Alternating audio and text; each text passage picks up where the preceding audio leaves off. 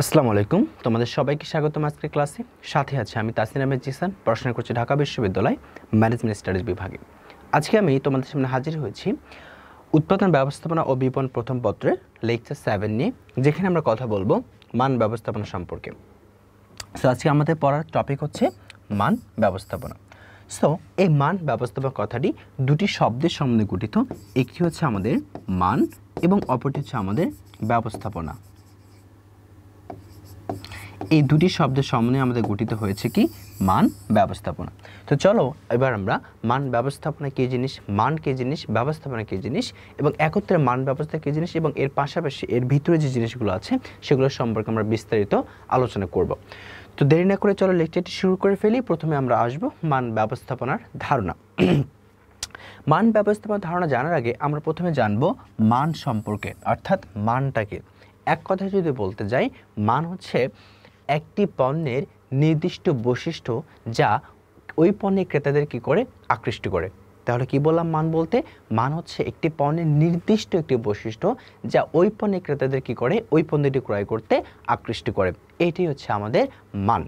আচ্ছা, আমি যদি এখানে উদাহরণস্বরূপ বলতে যাই, ধরলাম একটা পেনের কথা যদি চিন্তা করি। সো কিছু কিছু পেন আছে দেখবা যেটা দিয়ে অনেক সফটলি লেখা যায়, আবার অনেক পেন আছে যেটা লিখতে অনেক হার্ড মনে হয়। সো যে পেনটা নর্মালি হার্ড লাগে সেটাকে মানুষ ক্রয় করবে বা এটাকে আকর্ষণযোগ্যতার কোনো জিনিস হইতে পারে না। সো যে পেনটা আমার সফটলি লেখা যাবে, খুব দ্রুত লেখা যাবে, সেই পেনটা তো আকর্ষণযোগ্যতা সৃষ্টি করবে। সো পেনের ক্ষেত্রে হচ্ছে সফট যে পেনটা আছে সেটা হচ্ছে একটা আকর্ষণযোগ্যতা, বা এই সফট যেটা বিষয়টা হচ্ছে এটা হচ্ছে ওই পেনের একটা মান। বাট হার্ড কখনো পেনের মানটা হতে পারে না। সেজন্য বলা হয় যে মান হলো কোনো পণ্যের একটা নির্দিষ্ট বৈশিষ্ট্য যা ক্রেতাদের ওই পণ্যের প্রতি কী করে আকৃষ্ট করে, অবশ্যই ক্রয়ের জন্য কী করে আকৃষ্ট করে। এবার আমরা দেখছি মান, যে আমরা বললাম যে কোনো পণ্যের একটা নির্দিষ্ট বৈশিষ্ট্য যেটি হচ্ছে ওই পণ্যের কী করে ক্রেতাদের আকৃষ্ট করে। তো সেটা কিছু একটা বৈশিষ্ট্য আছে, সেই বৈশিষ্ট্যগুলো কি? তার মানে আমরা এবার জানতে চাচ্ছি যে মানের বা হচ্ছে পণ্যের গুণগত বৈশিষ্ট্যগুলো কি। এবার আসি, প্রথমত আমরা জানবো উন্নত মান অপচয় এবং ব্যয় কমাতে সহায়তা করে। তাহলে মান বলতে আমরা কি বললাম, যে একটা পণ্যের নির্দিষ্ট কি ছিল, নির্দিষ্ট বৈশিষ্ট্য ছিল যা কি করে ওই পণ্যের ক্রেতাদের আকৃষ্ট করে ক্রয়ের জন্য। আচ্ছা, যদি এই নির্দিষ্ট বৈশিষ্ট্য অনেক অনেক ভালো হয়, অবশ্যই সেটা কি করবে, বাজারে প্রতিযোগিতার মোকাবিলা করতে সক্ষম হবে, বিক্রির পরিমাণ বেশি হবে। যত পরিমাণ বিক্রি হবে তাহলে তত পরিমাণ কি করতে হবে, আমাকে উৎপাদন করতে হবে। আচ্ছা, এখন আমি যত বেশি উৎপাদন করব, আমরা জানি উৎপাদনের পরিমাণ বৃদ্ধির সাথে সাথে একক প্রতি যে কস্টটা আছে, একক প্রতি ব্যয় অথবা পার ইউনিট যে কস্ট, সেটা কিন্তু কি হয়, কমে, বাড়ে না, কিন্তু এটা হচ্ছে কমে। সো এই একক প্রতি উৎপাদন ব্যয় কমা মানে কি, আমরা বলবো যে তোমার উৎপাদন ব্যয় কমায়। ঠিক আছে, পাশাপাশি উৎপাদন ব্যয় যখন কমবে তখন পাশাপাশি কী কমছে, আমার অপচয়টাও কমছে। তাহলে অপচয় এবং ব্যয় কমাতে একমাত্র সহায়ক উপাদান বলতে আমরা পারবো সেটা হচ্ছে উন্নত মান। যদি মানটা আমার উন্নত হয়, আমার একই সাথে দুটি কাজ হচ্ছে, একটা ব্যয় কমছে, একটা হচ্ছে আমার অপচয় করছে। ব্যয়টা হচ্ছে কি, ব্যয়টা হচ্ছে আমার পার ইউনিট কস্ট, অর্থাৎ একক প্রতি যে ব্যয়টা সেটা। এরপরে হচ্ছে মান ক্রেতা সন্তুষ্টি অর্জনে সহায়ক করে।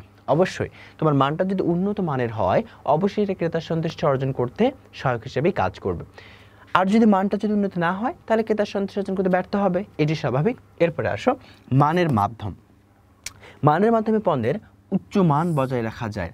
এখন ধরো তোমার পণ্যের মান মানে নির্দিষ্ট যে বৈশিষ্ট্যটা আছে, আমরা তো এটাই বুঝি মান বলতে, যেটা এই বৈশিষ্ট্যটা কী করবে, ওই পণ্যের ক্রেতা যারা আছে তাদেরকে ক্রয় করতে আকৃষ্ট করবে। সো এই যে পণ্যের যে মানটা আছে, এই মানটা যদি তোমার অনেক অনেক ভালো হয়, সেক্ষেত্রে তোমার পণ্যের যে উচ্চ মানটা বা পণ্যের যে সুনামটা সেটা আমরা কী করতে পারবো, বজায় রাখতে পারবো। সো এইটা হচ্ছে যে পণ্যের গুণগত বৈশিষ্ট্যের ক্ষেত্রে মানের যে আমার সহযোগিতা, সেই বৈশিষ্ট্যগুলো আমরা দেখলাম যে উন্নত মান অপচয় এবং ব্যয় কমাতে সহায়তা করে, ক্রেতা তোমার সন্তুষ্টি অর্জনে সহায় করতে পারে, এবং পাশাপাশি মানের মাধ্যমে আমরা কি উচ্চমান বা পণ্যের যে সুনামটা আছে সেটা আমরা কি করতে পারি, বজায় রাখতে পারি।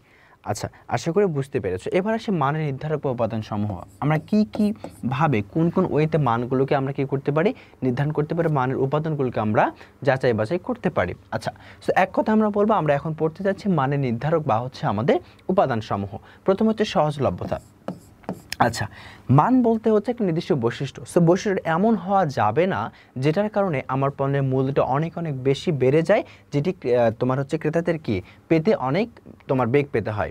যেমন আমি ধরলাম যে আমার মানটা এমন পর্যায়ে চলে গেল যে ধরো একটা এ নামে একটা পেন আছে, ঠিক আছে, এই পেনটার মান আমি এতটাই দিচ্ছি যার ফলে এই পণ্যটা কি হচ্ছে, আমার যে উৎপাদনটা সেটা খুব কম পরিমাণ হচ্ছে, কারণ এটা অনেক বেশি সেল হবে না এবং সেই পণ্যটা খুব দ্রুত মানুষ কাছের জায়গা থেকে পাবে না। যখন তাদের দরকার হবে প্রয়োজন মতো তারা সেই পণ্যটা পাবে না, তার মানে সহজলভ্যভাবে তারা ক্রয় করতে পারবে না, ঠিক আছে। সো এই একটা সমস্যা। সো আমাকে মানটা নির্ধারণ করতে হবে যেটা আমি এমন মান না দেই যেটি আমার পণ্যটার সহজলভ্যতার যে বৈশিষ্ট্য একটা আছে সেটা থেকে দূরে চলে যায়, ঠিক আছে। সহজলভ্যতা বলতে আমি খুব সহজে কাছের কোনো স্থান থেকে অল্প সময় ব্যয় করে আমি পণ্যটা ক্রয় করতে পারবো, এটা হচ্ছে পণ্যের সহজলভ্যতা। বাট মানটা যদি আমি বেশি দেই এবং তারপরে মানে কি হচ্ছে, মান বেশি মানে কি পণ্যের মূল্যটা বেড়ে যাচ্ছে। এখন পণ্যের মূল্য যদি বেশি হয়, নর্মালি একটা পণ্যের কলমের কথা যদি বলি 5 টাকা, সেটা যদি আমি মান দিয়ে দিয়ে সেই পণ্যটাকে আমি 20 টাকা নিয়ে যাই, মানুষ ইউজুয়ালি নর্মালি যে ধরনের কাজ করে লেখাপড়া তোমার পরীক্ষায় এই ধরনের কলম যখন ইউজ করবে তখন তো নর্মালি 5 টাকা থেকে 20 টাকা কলম ইউজ করবে না। সো তখন কি হচ্ছে, ওই পণ্যটা বেশি উৎপাদন করার ফলে উৎপাদনের প্রতিষ্ঠানের ক্ষতি হচ্ছে। তো এইটা করা যাবে না। আবার যখন এই পণ্যটা হচ্ছে 20 টাকা যাবে, তার মানে মান ভালো, তখন আমার এই পণ্যটা খুব ইজিলি কোথাও পাওয়া যাবে না, কারণ তারা জানবে যে বেশি পরিমাণ উৎপাদন করলে আমার লসের সম্মুখীন হইতে হবে। সো এইটা একটা হচ্ছে আমাকে নির্ধারক যাবে। তারপর হচ্ছে সহজ ব্যবহারযোগ্যতা। আমি এমন মানের পণ্য উৎপাদন করলাম যেটির ব্যবহার মানুষ জানেই না, ঠিক আছে, বা কীভাবে ব্যবহার করতে হয় এটা মানুষ জানে না, তাদের এই ব্যবহারটা নতুন করে একটু শিখতে হচ্ছে, বেগ পেতে হচ্ছে। সো এই ধরনের মান আমার দেওয়া যাবে না। তারপর হচ্ছে বিক্রেতার সেবা। আমি যে মানটা নির্ধারণ করছি সেটার থেকে যেন আমি পরবর্তীতে বিক্রয় সেবা দিতে পারি সেই মানের উপর, সেটাও আমাকে চিন্তা করতে হবে যখন আমি কি করব, মানটার নির্ধারণ করতে যাব। এরপরে হচ্ছে আমাকে সরবরাহের প্রকৃতিরও চিন্তা করতে হবে এবং পরিশোধিত মূল্য যদি অবশ্যই কখনো বেশি না হয় সেদিকে আমাকে চিন্তা করতে হবে। তাহলে বিষয়টা হচ্ছে মানে নির্ধারক যদি কথা বলি তাহলে এই বিষয়গুলো আমাকে মাথায় রেখে মানটাকে নির্ধারণ করতে হবে। 1 নম্বর হচ্ছে সহজলভ্যতা। পণ্যটি যেন সবসময় কাছে কোনো স্থান থেকে অল্প সময় ব্যয় করে ক্রেতারা ক্রয় করতে পারে সেদিকটি চিন্তা করতে হবে। সহজ ব্যবহারযোগ্যতা, এই পণ্যের যে ব্যবহারযোগ্যতা আছে, ব্যবহার করতে যেন কোনো বেগ পেতে না হয়, তারা যেন খুব ইজিলি পণ্যটা ব্যবহার করতে পারে সেই জিনিসটা মাথায় রাখতে হবে। পাশাপাশি বিক্রেতার সেবা, বিক্রয়ের পরে যে সেবাগুলো দেওয়া হয় ওয়ারেন্টি গ্যারান্টি, সেটাও যেন আমরা খুব সুন্দরভাবে দিতে পারি সেটা মাথায় রাখতে হবে। এবং সাথে সবাই প্রকৃতি পরিশোধিত মূল্য অবশ্যই তাদের ক্রয় ক্ষমতার মধ্যে থাকতে হবে, কখনো বেশি হওয়া যাবে না। আশা করি বিষয়গুলো তোমরা বুঝতে পেরেছো যে নির্ধারকগুলো কী কী হতে পারে। এরপরে আসি মানের উপর প্রভাব বিস্তারের উপাদান। আচ্ছা, মানের উপর আবার কি কি বিষয় আছে যেগুলো আবার প্রভাব বিস্তার করতে পারে? এক কথায় মান বলতে আমরা কি বুঝি? প্রথমে মান বলতে যেন একটা নির্দিষ্ট বৈশিষ্ট্য যেটা ওই পণ্য ক্রেতাদের ক্রয় করতে কি করে আকৃষ্ট করে। সো এইটার উপরে কিছু বৈশিষ্ট্য থাকতে পারে বা আমার প্রভাব বিস্তারের উপাদান থাকতে পারে। যেমন কি কি হতে পারে? মূল্য। আমরা একটু আগেই পড়ে আসছি যে মূল্যটা কি, যে মূল্য হচ্ছে তোমার একটি পণ্য তুমি ক্রয় করে তার বিনিময়ে তুমি যে অর্থটা দিচ্ছ সেটাই তোমার হচ্ছে মূল্য। বাট সেই মূল্যটা কেমন হতে হবে? অবশ্যই সেটা ক্রেতাদের ক্রয় ক্ষমতার মধ্যে হতে হবে, তার বাইরে হলে অবশ্যই আমরা কি পণ্যটা বেশি পরিমাণ সেল দিতে পারবো না। সো এই যে মানের উপর প্রভাব বিস্তারক উপাদান, প্রথমটা হচ্ছে মূল্য। আমাকে মূল্যের দিকে খেয়াল রাখতে হবে যে মূল্য যেন কোনোভাবে বেশি না হয়। আমার ধরো পেনের কথা আমি বলছি বারবার, সো পেনের উদাহরণ দিয়ে যদি আমি বলি, পেন উৎপাদনকারী প্রতিষ্ঠান বাংলাদেশে অনেক আছে, তারা নর্মালি 5 টাকা দরে পেন বিক্রি করে। এখন আমি যদি সেটা কি করতে চাই 6 টাকায় নিয়ে যাই, তাহলে আমি কিন্তু এই প্রতিযোগিতামূলক বাজারে কিন্তু টিকে থাকতে পারবো না, ঠিক আছে। তো অবশ্যই আমি যত ভালো মানই দিই না কেন, আমাকে দামের ক্ষেত্রে কিন্তু অন্যান্য যারা প্রতিষ্ঠান আছে তাদের সাথে মিলে কিন্তু দামটা নির্ধারণ করতে হবে এবং পারলে আমি চেষ্টা করবো তার থেকে কম পরিমাণে আগে সেল করার, ঠিক আছে, বা কম মূল্যে দেওয়ার। সো এই মূল্য সম্পর্কে আমাকে বিস্তারিত ধারণা রাখতে হবে বা বিস্তারিত আমাকে জেনে মূল্যটা কীভাবে কম হয়ে যায় সে চিন্তা আমাকে মাথায় রাখতে হবে। সো এটা কী করবে? মানের উপরে একটা প্রভাব বিস্তার করবে যদি বেশি হয়। প্রচারিত মানের নিশ্চয়তা। প্রচারিত মানের নিশ্চয়তা বলতে বোঝানো হয় যে আমি যে ধরনের গুণগত মান সম্পন্ন যে ধরনের গুণ আমরা বিজ্ঞাপনে দিচ্ছি, যে আমার এই পণ্যের মধ্যে এই ফিচার আছে, এই সুবিধা আছে, এই অসুবিধা আছে, সেগুলোর জন্য ক্রেতারা পণ্যটি হাতে পাওয়ার পরেও দেখতে পায়, সেই নিশ্চয়তা আমাকে দিতে হবে। এখন আমি বললাম যে আমার এই পণ্যের, ধরো আমি তোমাকে বললাম কি পেনের কথা যদি বলি, আমি বললাম যে এই পেন দিয়ে খুব সহজে তুমি কি করতে পারবা, লিখতে পারবা, তোমার লিখতে কোনো কষ্ট হবে না, তুমি অনেক ইজিলি লিখতে পারবা। এখন দেখা গেলো এই ইজিলি লিখতে পারবা মানে কি, এটা হচ্ছে সফট, অনেক সফট। বাট তুমি যখন লিখতে যাবা, তারা যখন লিখতে যাবে কি পণ্যটা ক্রয় করার পর, তখন দেখলো যে না, এটাতে কোনো সফটনেস নাই, সবগুলো হচ্ছে কি আমার হার্ড। অর্থাৎ তুমি লিখতে যাচ্ছ, তোমার হচ্ছে হার্ড লাগতেছে আর কি, খুব সহজে তুমি লিখতে পারছো না, ঠিক আছে। সো তখন তোমার কি হবে, মান নিশ্চিত থাকছে না।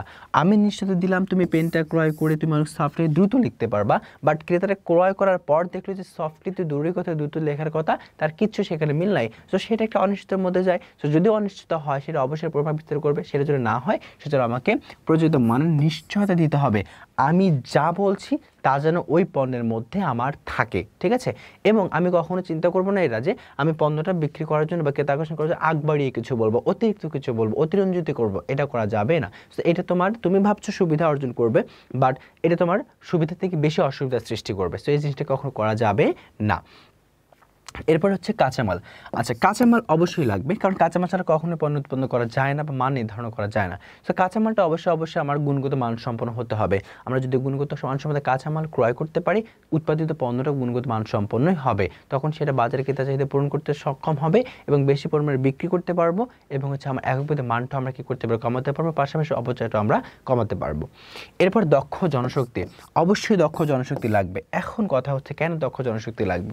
আচ্ছা, তুমি যে মান যে নির্ধারণ করছো, এখন মানটা নির্ধারণ করার জন্য কি করবে, কিছু লোকই তো কাজ করবে। সেই লোকগুলো যদি দক্ষ না হয় তাহলে তো আসলে সেখানে মানটা দক্ষ হওয়ার কোনো প্রশ্নই ওঠে না, মানটা ভালো হওয়ার কোনো প্রশ্নই ওঠে না। সো মান ভালো হতে হলে আমাকে অবশ্যই দক্ষ জনশক্তি রাখতে হবে, পাশাপাশি আমাকে সেইটা প্রয়োগ করার জন্য আমাদের কি লাগবে, যন্ত্রপাতি লাগবে, এবং সেই যন্ত্রপাতি এবং জনশক্তিকে আমার চালানোর জন্য একটা কি লাগবে, ব্যবস্থাপনা লাগবে।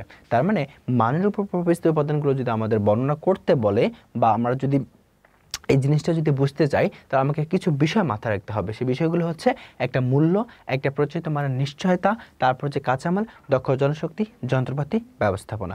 মূল্য মানে মূল্যটা যেন কোনোভাবে বেশি না হয় সেদিকে খেয়াল রাখতে হবে। প্রচলিত মানের নিশ্চয়তা, আমি যা নিশ্চয়তা দিচ্ছি তা যেন ক্রেতারা পায় ক্রয় করার পর, সেটা নিশ্চয়তা। কাঁচামাল যেন অনেক ভালো হয় সেটা। তারপর দক্ষ জনশক্তি, যারা এই মানটা নির্ধারণ করবে তারা যেন অনেক দক্ষ সম্পন্ন হয়, পাশাপাশি সেটা প্রয়োগ করার জন্য যে যন্ত্রপাতি থাকা দরকার সেটা যেন থাকে, এবং তার একটা ব্যবস্থাপনা, যার সুষ্ঠু ব্যবস্থাপনা থাকে সেটাও আমাকে দেখতে হবে। সো এই বিষয়গুলো হচ্ছে মানের উপর কি করে প্রভাব বিস্তার করে। আশা করি বুঝতে পেরেছ। এবার আমরা দেখব হচ্ছে মান ব্যবস্থাপনা সম্পর্কিত ধারণা।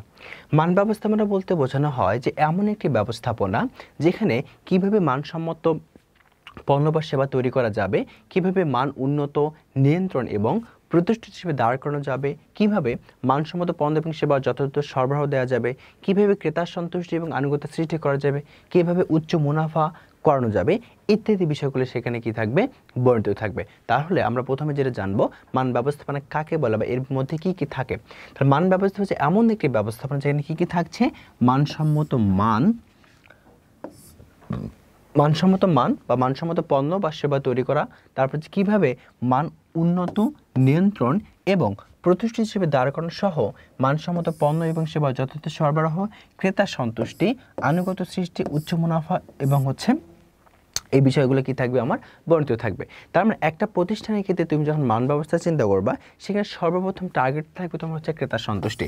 কারণ আমাদের মার্কেটিং বা ব্যবস্থা বিপণনের যে কথাটা, বিপণনের প্রথম লক্ষ্যই থাকে, প্রাথমিক লক্ষ্য থেকে কী করা, ক্রেতা ভ্যালু সৃষ্টি করা, ক্রেতার সন্তুষ্টি অর্জন করা, তাই না? সো এই জন্য আমাকে অবশ্যই ক্রেতার সন্তুষ্টি থেকে কী করতে হবে, লক্ষ্য রাখতে হবে। যদি উদাহরণ হিসেবে আমরা বিষয়টি একটু চেষ্টা করি বলার, সেটা হচ্ছে দেখুন, কোকা-কোলা এর উৎপাদনশীলতা বজায় রাখার জন্য সুনির্দিষ্ট প্রক্রিয়া মান ব্যবস্থাপনার কারণে এটি আমাদের দেশের জনপ্রিয় কোমল পানীয় হিসেবে পরিচিতি লাভ করেছে। কোকা-কোলা কোম্পানি তাদের পণ্যের মান প্রতিষ্ঠিত করেছে এবং সেই মান ধরে রাখারও চেষ্টা কিন্তু তারা করেছে। এমন না যে তারা প্রথমে যে আমাদের মানটা ছিল, প্রথম কয়েক মাস তারা খুব সুন্দরভাবে সার্ভ করেছে, তারপরে হচ্ছে মানটা চেঞ্জ করেছে, এমন না। দেখো, আমরা এখানে মান ব্যবস্থাপনার সংখ্যা যেটা পড়েছি যে মানসম্মত পণ্য বা সেবা তৈরি, তারা অবশ্যই এখানে কি করেছে, মানসম্মত সেবা বা পণ্য তারা তৈরি করে দিয়েছে। তার পাশাপাশি তারা সেটা মানটা উন্নত, তারা মানটা ধীরে ধীরে কি করেছে, উন্নত করেছে এবং সেটা কি করেছে, নিয়ন্ত্রণ করেছে। এর ফলে কি হয়েছে, তারা একটা প্রতিষ্ঠিত কোম্পানি হিসেবে নিজেকে দাঁড় করতে পেরেছে এবং মানসম্মত পণ্য বা সেবা যথেষ্ট সরবরাহ তারা দিতে পেরেছে, এবং তার ফলে তারা কিন্তু ক্রেতার সন্তুষ্টি অর্জন করতে পেরেছে। এবং এই যে ক্রেতার সন্তুষ্টি অর্জন করেছে, তার পাশাপাশি তাদের সাথে ক্রেতা এবং উৎপাদনকারীর সাথে আনুগত্যের সম্পর্ক সৃষ্টি হয়েছে, এবং তারা কি করতে উচ্চ পরিমাণ মুনাফা কি করতে পারছে, আর্ন করতে পারছে। তাহলে এই যে উদাহরণটা যদি তুমি বুঝতে পারো, তাহলে মান ব্যবস্থাপনায় তোমাদের কোনো ঝামেলা থাকার কথা না, ঠিক আছে? তাহলে এখানে এর সাথে আমরা এটা যদি একটু কম্পেয়ার করতে যাই, তাহলে আমরা দেখছি যে প্রথমে যে কোকাকোলা কোম্পানি পানীয় হিসেবে তাদের যে কোমল পানীয়টা উৎপাদন করেছে সেটা কি করেছে, অবশ্যই মানসম্মত পণ্য উৎপাদন করেছে, কারণ প্রথমে যে পণ্য উৎপাদন করে সেটা সবসময় মানসম্মতই থাকে, ঠিক আছে। কিছু কিছু প্রতিষ্ঠান সেটা ধরে রাখতে পারে, আবার কিছু প্রতিষ্ঠান সেটাকে ধরে রাখতে পারে না। তো কোকাকোলা কোম্পানি সেটা ধরে রেখেছে। সো তারা যখন মানসম্মত পণ্য ব্যবস্থা উন্নত করেছে, পাশাপাশি তারা কি করেছে, নিয়ন্ত্রণ করেছে এবং প্রতিষ্ঠান হিসেবে নিজেকে দাঁড় করিয়েছে, কার মাধ্যমে, নিয়ন্ত্রণের মাধ্যমে। এরপরে তারা কি করেছে, যে এই যে মানসম্মত পণ্য সেবা যথাযথ সরবরাহ করেছে, এর ফলে তারা ক্রেতা সন্তুষ্টি অর্জন করতে পেরেছে এবং ক্রেতা সন্তুষ্টি অর্জিত পাশাপাশি ক্রেতার সাথে তাদের একটা আনুগত্য সম্পর্ক সৃষ্টি হয় এবং সেখান থেকে তারা অনেক বেশি পরিমাণে কি করতে পারে, মুনাফা আর্ন করতে পারে। এই বিষয়টা হচ্ছে মূলত আমাদের মান ব্যবস্থাপনা। আচ্ছা, এবার আসি মান ব্যবস্থার ক্ষেত্রে আমরা যে তিনটি লক্ষণীয় বিষয় থাকে, হ্যাঁ। তো এই মান ব্যবস্থাপনার ক্ষেত্রে তিনটি যে নীতি আছে লক্ষণীয়, সেই তিনটি লক্ষ্য হচ্ছে বা তিনটি নীতি হচ্ছে আমাদের প্রথম ক্রেতা সন্তুষ্টি। স্যার আমরা ক্রেতা সন্তুষ্টি শুধুমাত্র মান ব্যবস্থার লক্ষ্যই না, পুরো বিপণনের লক্ষ্য হচ্ছে আমাদের ক্রেতা সন্তুষ্টি অর্জন করা। দ্বিতীয় হচ্ছে কর্মীদের সাথে সম্পৃক্ততা, যেটা আমরা বললাম আনুগত্যতার সম্পর্ক সৃষ্টি। তারপর হচ্ছে মানের ধারাবাহিকতা বজায় রাখা, ঠিক আছে, যে মানটাকে ক্রমাগত উন্নত করা, নিচের দিকে না আসতে দেয়া, উন্নত করা, ঠিক আছে। সো এই মানের ধারাবাহিকতা যেটা আজকে আছে, আজকে যে মানের ধারাবাহিকতা আছে বা আজকে যে মানটা আছে পণ্যের, সেটা যেন 10 ইয়ার পরেও যেন সেম থাকে, সেই জিনিসটা আমাকে চিন্তা করে বের করতে হবে বা সেটা বজায় রাখতে হবে। তাহলে মান ব্যবস্থাপনার ক্ষেত্রে যে তিনটি লক্ষণীয় বিষয় বা নীতি, সেটি হচ্ছে প্রথমটা ক্রেতা সন্তুষ্টি, তারপরে কর্মীদের সম্পৃক্ততা বা কর্মীদের যে আনুগত্যতা সৃষ্টি সেটি, এবং হচ্ছে মানের ধারাবাহিকতা বজায় রাখা। এই তিনটি বিষয় আমাকে খুব সুন্দর করে মাথায় রাখতে হবে যে মান ব্যবস্থাপনার ক্ষেত্রে আমরা তিনটি যে নীতি লক্ষ্য করি, সেই তিনটি নীতি আসলে কি। নীতি প্রথমটি হচ্ছে ক্রেতা সন্তুষ্টি, দ্বিতীয়টি হচ্ছে কর্মীদের সম্পৃক্ততা এবং তৃতীয়টি হচ্ছে আমাদের মানের ধারাবাহিকতাটা বজায় রাখা। এবার আসি আমরা মানসম্মত পণ্য এবং সেবার নিশ্চয়তার বিধান। আচ্ছা, মানসম্মত পণ্য এবং সেবার আমরা নিশ্চয়তা বিধান করছি যে আমরা মানসম্মত পণ্য দেব এবং হচ্ছে সেবা দেব, এদের যে নিশ্চয়তা আমরা দিচ্ছি সেটা আসলে কতটুকু পালন করতে পারছি, তো সেটা আমরা একবার একটু ধারণা নিতে যাচ্ছি। আচ্ছা, এই মানসম্মত পণ্য বা সেবা নিশ্চয়তা বিধান বলতে আসলে মান ব্যবস্থাপনার একটা প্রক্রিয়াকে বোঝানো হয়। তো মান ব্যবস্থাপনা আমরা কি জানি যে একটা ধারাবাহিক প্রক্রিয়া। আচ্ছা, সেই প্রক্রিয়াকে আমরা বলছি হচ্ছে তোমার মানসম্মত পণ্য এবং সেবার নিশ্চয়তা বিধান। চলো আমরা একটু দেখে আসি। প্রথমে মান ব্যবস্থাপনা সম্পর্কে কথা বলবো। সো মান ব্যবস্থাপনা সম্পর্কে আমরা আগে কথা বলেছি, এবার দেখো মান ব্যবস্থাপনাটা কি। আমরা আগে মান ব্যবস্থাপনাটার ক্ষেত্রে দেখলাম প্রথমে হচ্ছে তারা কি করে একটা মানসম্মত পণ্য বা সেবা উৎপাদন করেছে, তারপর সেটাকে নিয়ন্ত্রণ করেছে, তারপর সেটাকে মান উন্নত করার চেষ্টা করেছে, তারপর সেটাতে কি ক্রেতার সন্তুষ্টি অর্জন করেছে, সুন্দরভাবে সরবরাহ করার পর তারপর হচ্ছে তোমার এখান থেকে ক্রেতা আনুগত্যতা সৃষ্টি করেছে এবং তার বেশি পরিমাণ মুনাফা আর্ন করেছে। তার প্রত্যেকটা প্রক্রিয়া একটা কিসের মধ্যে দিয়ে গেছে, একটা সার্কেলের মধ্যে দিয়ে গেছে, এক জায়গা থেকে শুরু হয়ে তারা ঘুরে ঘুরে ঘুরে ঘুরে একটা অন্য জায়গায় তারা আসছে। তো এই বিষয়টা হচ্ছে একটা প্রক্রিয়া, সেই হিসেবে আমরা বলতেই পারি যে মান ব্যবস্থাপনা একটি ধারাবাহিক প্রক্রিয়া, ঠিক আছে, যে একটির পর একটি কাজ সেখানে সংঘটিত হয়, কখনোই তারা লাইন বিচ্যুত করে না। এরপরে আসি মান ব্যবস্থাপনা অপচয় কমিয়ে স্বল্প দামে ভালো মানের পণ্য উৎপাদন সহায়তা করবে। তো মান ব্যবস্থাপনা মানে কি? মান ব্যবস্থাপনা মানে হচ্ছে পণ্যটাকে অনেক সুন্দরভাবে অনেক গুণগত মানসম্মত ওয়েতে উপস্থাপন করা। যখন পণ্যটি মানটা গুণগত সম্পন্ন হবে তখন খুব সহজে ক্রেতাকে আকৃষ্ট করবে, যেমন কোকাকোলা ক্রেতাকে খুব সহজে আকৃষ্ট করেছে। সো তখন পণ্যটি বেশি বাজার সেল হবে, যত পরিমাণ বেশি সেল হবে তত পরিমাণ বেশি উৎপাদন করতে হবে। উৎপাদন করা মানে কি? আমার একক প্রতি উৎপাদন ব্যয় কমা, কারণ আমরা জানি যে তোমার মাত্রাজনিত ব্যয় সংকোচন ধারণা অনুযায়ী আমরা জানি যে মোট ব্যয় যত বেশি হবে এক নির্দিষ্ট স্তর পর্যন্ত একক প্রতি ব্যয় উৎপাদন কমে যাবে, ঠিক আছে। আচ্ছা, এবার আসি আমরা মান ব্যবস্থাপনা ক্রেতাদের প্রয়োজন অনুযায়ী পণ্য ডিজাইন ও পণ্য উন্নয়ন করতে সহায়তা করে, পাশাপাশি মান ব্যবস্থাপনা ক্রেতার সন্তুষ্টির মাধ্যমে মুনাফাকে সর্বোচ্চ পর্যায়ে নিয়ে যায়, ঠিক আছে। এটাই হচ্ছে আমার মানসম্মত পণ্য এবং সেবার নিশ্চয়তা বিধান। যে আমি মানসম্মত পণ্য এবং সেবার নিশ্চয়তা দিতে পারি, তার ফলে কী ধরনের সুবিধা আমি পেতে পারি সেই বিষয়গুলো এখানে আসলে দেওয়া আছে, বা কী ধরনের কাজগুলো ঘটতে পারে সেই বিষয়গুলো এখানে দেওয়া আছে। যদি আবার রিপিট করি তাহলে বলবো যে মান ব্যবস্থাপনা হলো একটি ধারাবাহিক প্রক্রিয়া। মান ব্যবস্থাপনা অপচয় কমিয়ে স্বল্প দামে ভালো মানের পণ্য উৎপাদনে সহায়তা করে। মান ব্যবস্থাপনা ক্রেতাদের প্রয়োজন অনুযায়ী পণ্য ডিজাইন ও পণ্য উন্নয়ন করতে সহায়তা করে, পাশাপাশি মান ব্যবস্থাপনা ক্রেতার সন্তুষ্টির মাধ্যমে মুনাফাকে সর্বোচ্চকরণ করে। এই বিধানগুলো আমাকে জানতে হবে যে আমি যদি মান ব্যবস্থাপনার ক্ষেত্রে মানসম্মত পণ্য এবং সেবা নিশ্চয়তা দিই তাহলে আমি কী কী ধরনের কাজকর্ম সেখানে দেখতে পারবো। Well done. এবার আসি নিম্নমানের জন্য উৎপাদিত বা উৎপাদনজনিত খরচের ধারণা। আচ্ছা, প্রিয় শিক্ষার্থী একটু লক্ষ্য করো, এই অধ্যায় থেকে যদি প্রশ্ন করা হয়, আমি আবার বলছি, এই অধ্যায় থেকে যদি প্রশ্ন করা হয় মোস্ট ইম্পর্টেন্ট টপিক হচ্ছে এইটা। এটা তো আমাকে মাথায় রাখতেই হবে। তার মানে এটাকে তুমি ভেরি ভেরি ইম্পর্টেন্টলি লিখতে পারো বা চাইলে 3 স্টার দিতে পারো, ঠিক আছে।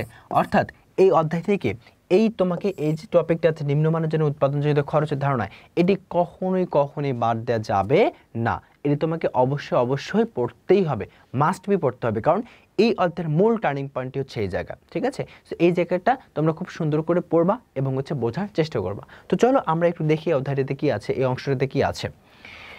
নিম্নমান বলতে আসলে কি বুঝি? নিম্নমান হচ্ছে মানহীন বা কার্যকারিতাবিহীন পণ্য, যে পণ্যের কোনো মান নেই, যে পণ্যের কোনো কার্যকারিতা নেই, সেটাকে আমরা বলছি নিম্নমানের পণ্য। আচ্ছা, মান ব্যবস্থাপনায় নিম্নমানের পণ্য উৎপাদনজনিত খরচ সময়কে আমরা মূলত 4টি ভাগে বিভক্ত করেছি। কয়টি ভাগে বিভক্ত করেছি? 4টি ভাগে বিভক্ত করেছি। নাম্বার 1 প্রতিরোধমূলক ব্যয়, নাম্বার 2 মূল্যায়ন ব্যয়, নাম্বার 3 অভ্যন্তরীণ ব্যর্থতার ব্যয় এবং বাহ্যিক ব্যর্থতার ব্যয়। এই 4টি ক্যাটাগরিতে আমরা মূলত নিম্নমানের জন্য উৎপাদনজনিত খরচকে আমরা বিভক্ত করেছি। তাহলে সর্বপ্রথম যে জিনিসটা আমাকে মাথায় রাখতে হবে যে আমার টপিকের নাম হচ্ছে নিম্নমানের জন্য উৎপাদনজনিত খরচ। এখন এই নিম্নমান বলতে কি বোঝানো হয়? যে পণ্যটা কি নাই, আমার মান নাই, কার্যকারিতা নাই, সেটা হচ্ছে নিম্নমানের পণ্য। আচ্ছা, এখন এটাকে কয় ভাগে ভাগ করা যায়? 4টি ক্যাটাগরিতে ভাগ করা যায়। 4টি ক্যাটাগরি কি কি? প্রথমটা হচ্ছে আমার প্রতিরোধমূলক ব্যয়, তারপর একটা মূল্যায়ন ব্যয়, তারপর একটা অভ্যন্তরীণ ব্যর্থতা ব্যয় এবং লাস্ট হচ্ছে বাহ্যিক ব্যর্থতা ব্যয়। তো চলো এবার আমরা এর বিস্তারিত সম্পর্কে একটু জানি। প্রথমে আমরা ক নম্বরে আসবো হচ্ছে প্রতিরোধমূলক ব্যয়। আচ্ছা, এই প্রতিরোধমূলক ব্যয়ের অপর নাম হচ্ছে আমার নিবারণ ব্যয়। এটা একটু মাথায় রাখবা যে প্রতিরোধমূলক ব্যয় যে কথা, নিবারণ ব্যয় একই কথা। আচ্ছা, প্রতিরোধমূলক ব্যয় বলতে কি বোঝানো হয়?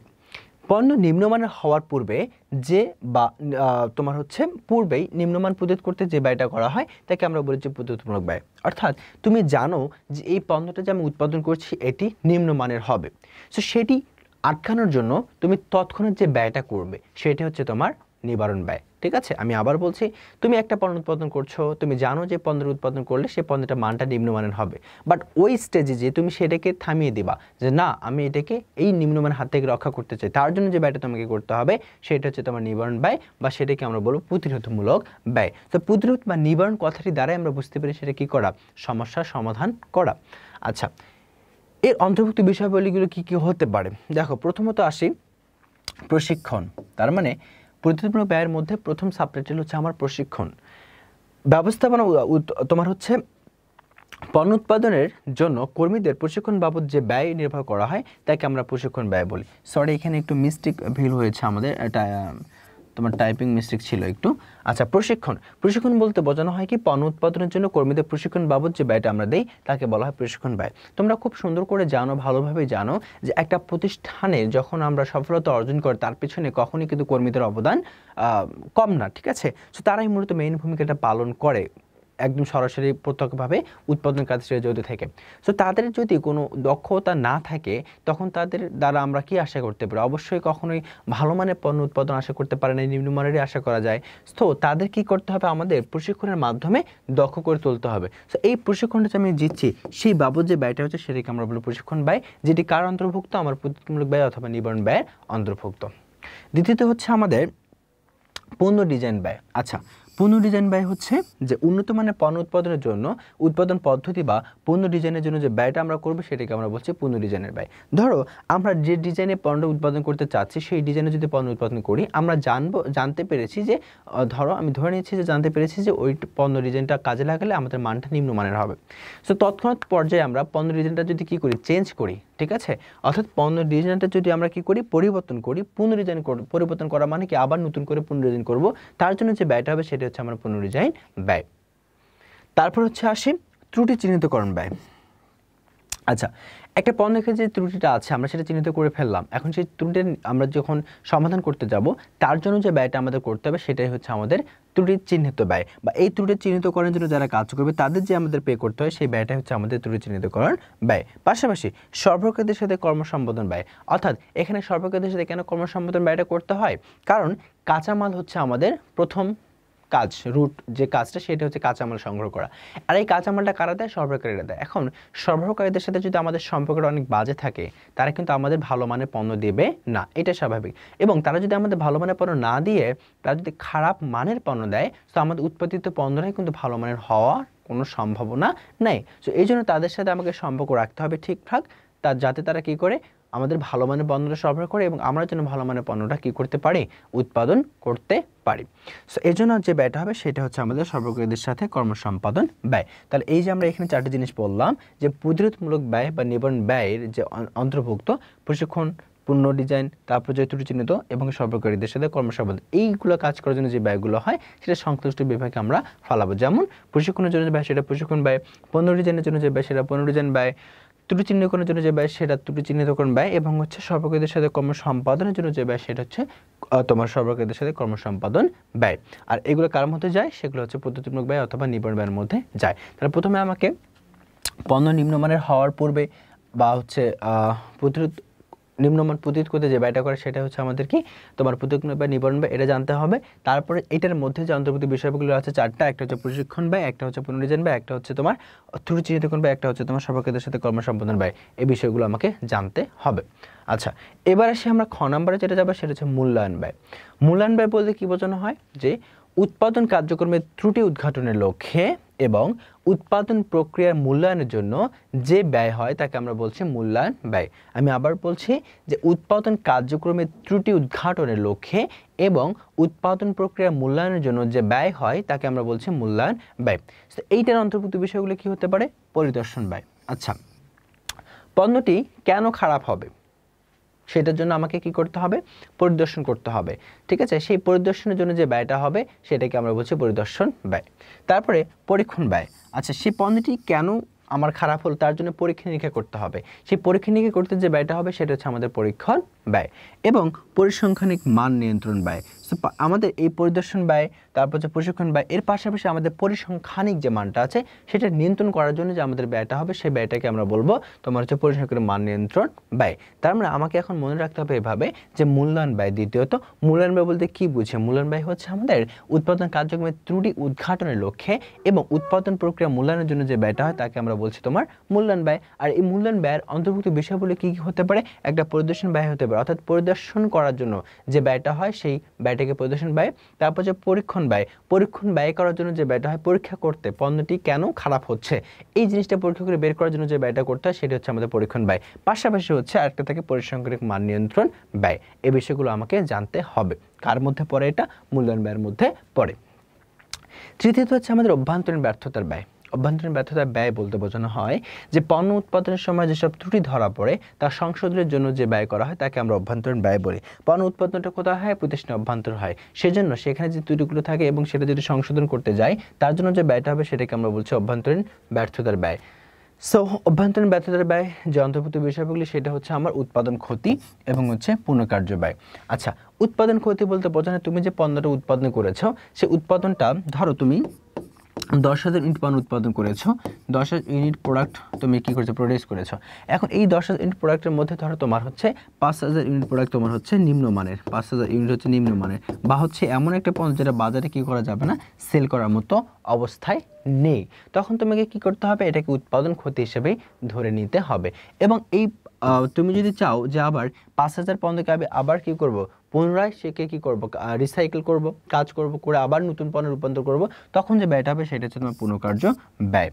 ঠিক আছে, তো এই বিষয়গুলো কার মধ্যে আমার অভ্যন্তরীণ ব্যর্থতার মধ্যে যায়। তো এইভাবে আবার মাথায় রাখবো যে অভ্যন্তরীণ ব্যর্থতার ব্যয় বলতে কি বোঝানো হয়, সেটি হচ্ছে পণ্য উৎপাদনের সময় যেসব ত্রুটি ধরা পড়ে তার সংশোধনের জন্য যে ব্যয় হয় তাকে আমরা বলি অভ্যন্তরীণ ব্যর্থতার ব্যয়। এবং এর অন্তর্ভুক্ত বিষয়গুলো হচ্ছে আমাদের উৎপাদন ক্ষতি এবং হচ্ছে পুনঃকার্য ব্যয়। উৎপাদন ক্ষতিটা কি, যে আমি 10টা দিন পণ্য উৎপাদন করছি তার মধ্যে 5,000 আমার হচ্ছে নিম্নমানের হয়েছে বা এমন অবস্থা যেটা বাজার সেল করতে পারছে না, সেটাকে উৎপাদন ক্ষতি হিসেবে ধরে নিতে হবে এবং কেন হলো সেটা আমাকে বের করতে হবে। এরপরে যদি আমি সিদ্ধান্ত নিতে চাই সেই 5,000কে আমি আবার পুনরায় কী করবো, নতুন পণ্যে রূপান্তর করবো, তার জন্য যে ব্যয়টা হবে সেটা হচ্ছে আমার পুনঃকার্য ব্যয়। এবং লাস্ট ওয়ান যেটা আমাদের আসবে সেটা হচ্ছে তোমার বাহ্যিক ব্যর্থতার ব্যয়। বাহ্যিক ব্যর্থতার ব্যয় বলতে বোঝানো হয় যে কোনো প্রতিষ্ঠানে উৎপাদিত পণ্য সামগ্রী ক্রেতা বা ভোক্তার কাছে বিক্রি করার পর কোনো ত্রুটি বিচ্যুতি দেখা দিলে সেই বাবদ যে ব্যয়টা হয় সেটাকে আমরা বলছি বাহ্যিক ব্যর্থতার ব্যয়। অর্থাৎ তুমি পণ্যটি যখন ক্রয় করবে, ধরো একটি টেলিফোন ক্রয় করেছো বা একটি কম্পিউটার ক্রয় করেছো, এর পরবর্তীতে যখন সেটি নষ্ট হয়ে যাবে তার জন্য তুমি এর সার্ভিসিং বাবদ যে ব্যয়টা করবা সেটি হচ্ছে তোমার বাহ্যিক ব্যর্থতার ব্যয়। সেটির মধ্যে অন্তর্ভুক্ত বিষয়গুলি হতে পারে আমার একটা ওয়ারেন্টি, একটা হচ্ছে মামলা পরিচালনা ব্যয়। ওয়ারেন্টি বলতে তুমি বললা যে তোমার ওই পণ্যটি ক্রয় করার ক্ষেত্রে 2 ইয়ার্স ওয়ারেন্টি দিয়েছো। 2 ইয়ারে যখন ওয়ারেন্টি দিবা তখন 2 বছরের মধ্যে যখন নষ্ট হয়ে যায় তাহলে তুমি অফিসিয়ালি সেই ওয়ারেন্টি তুমি দিয়েছো, তুমি স্বীকৃতি দিতে সেটা বাধ্য।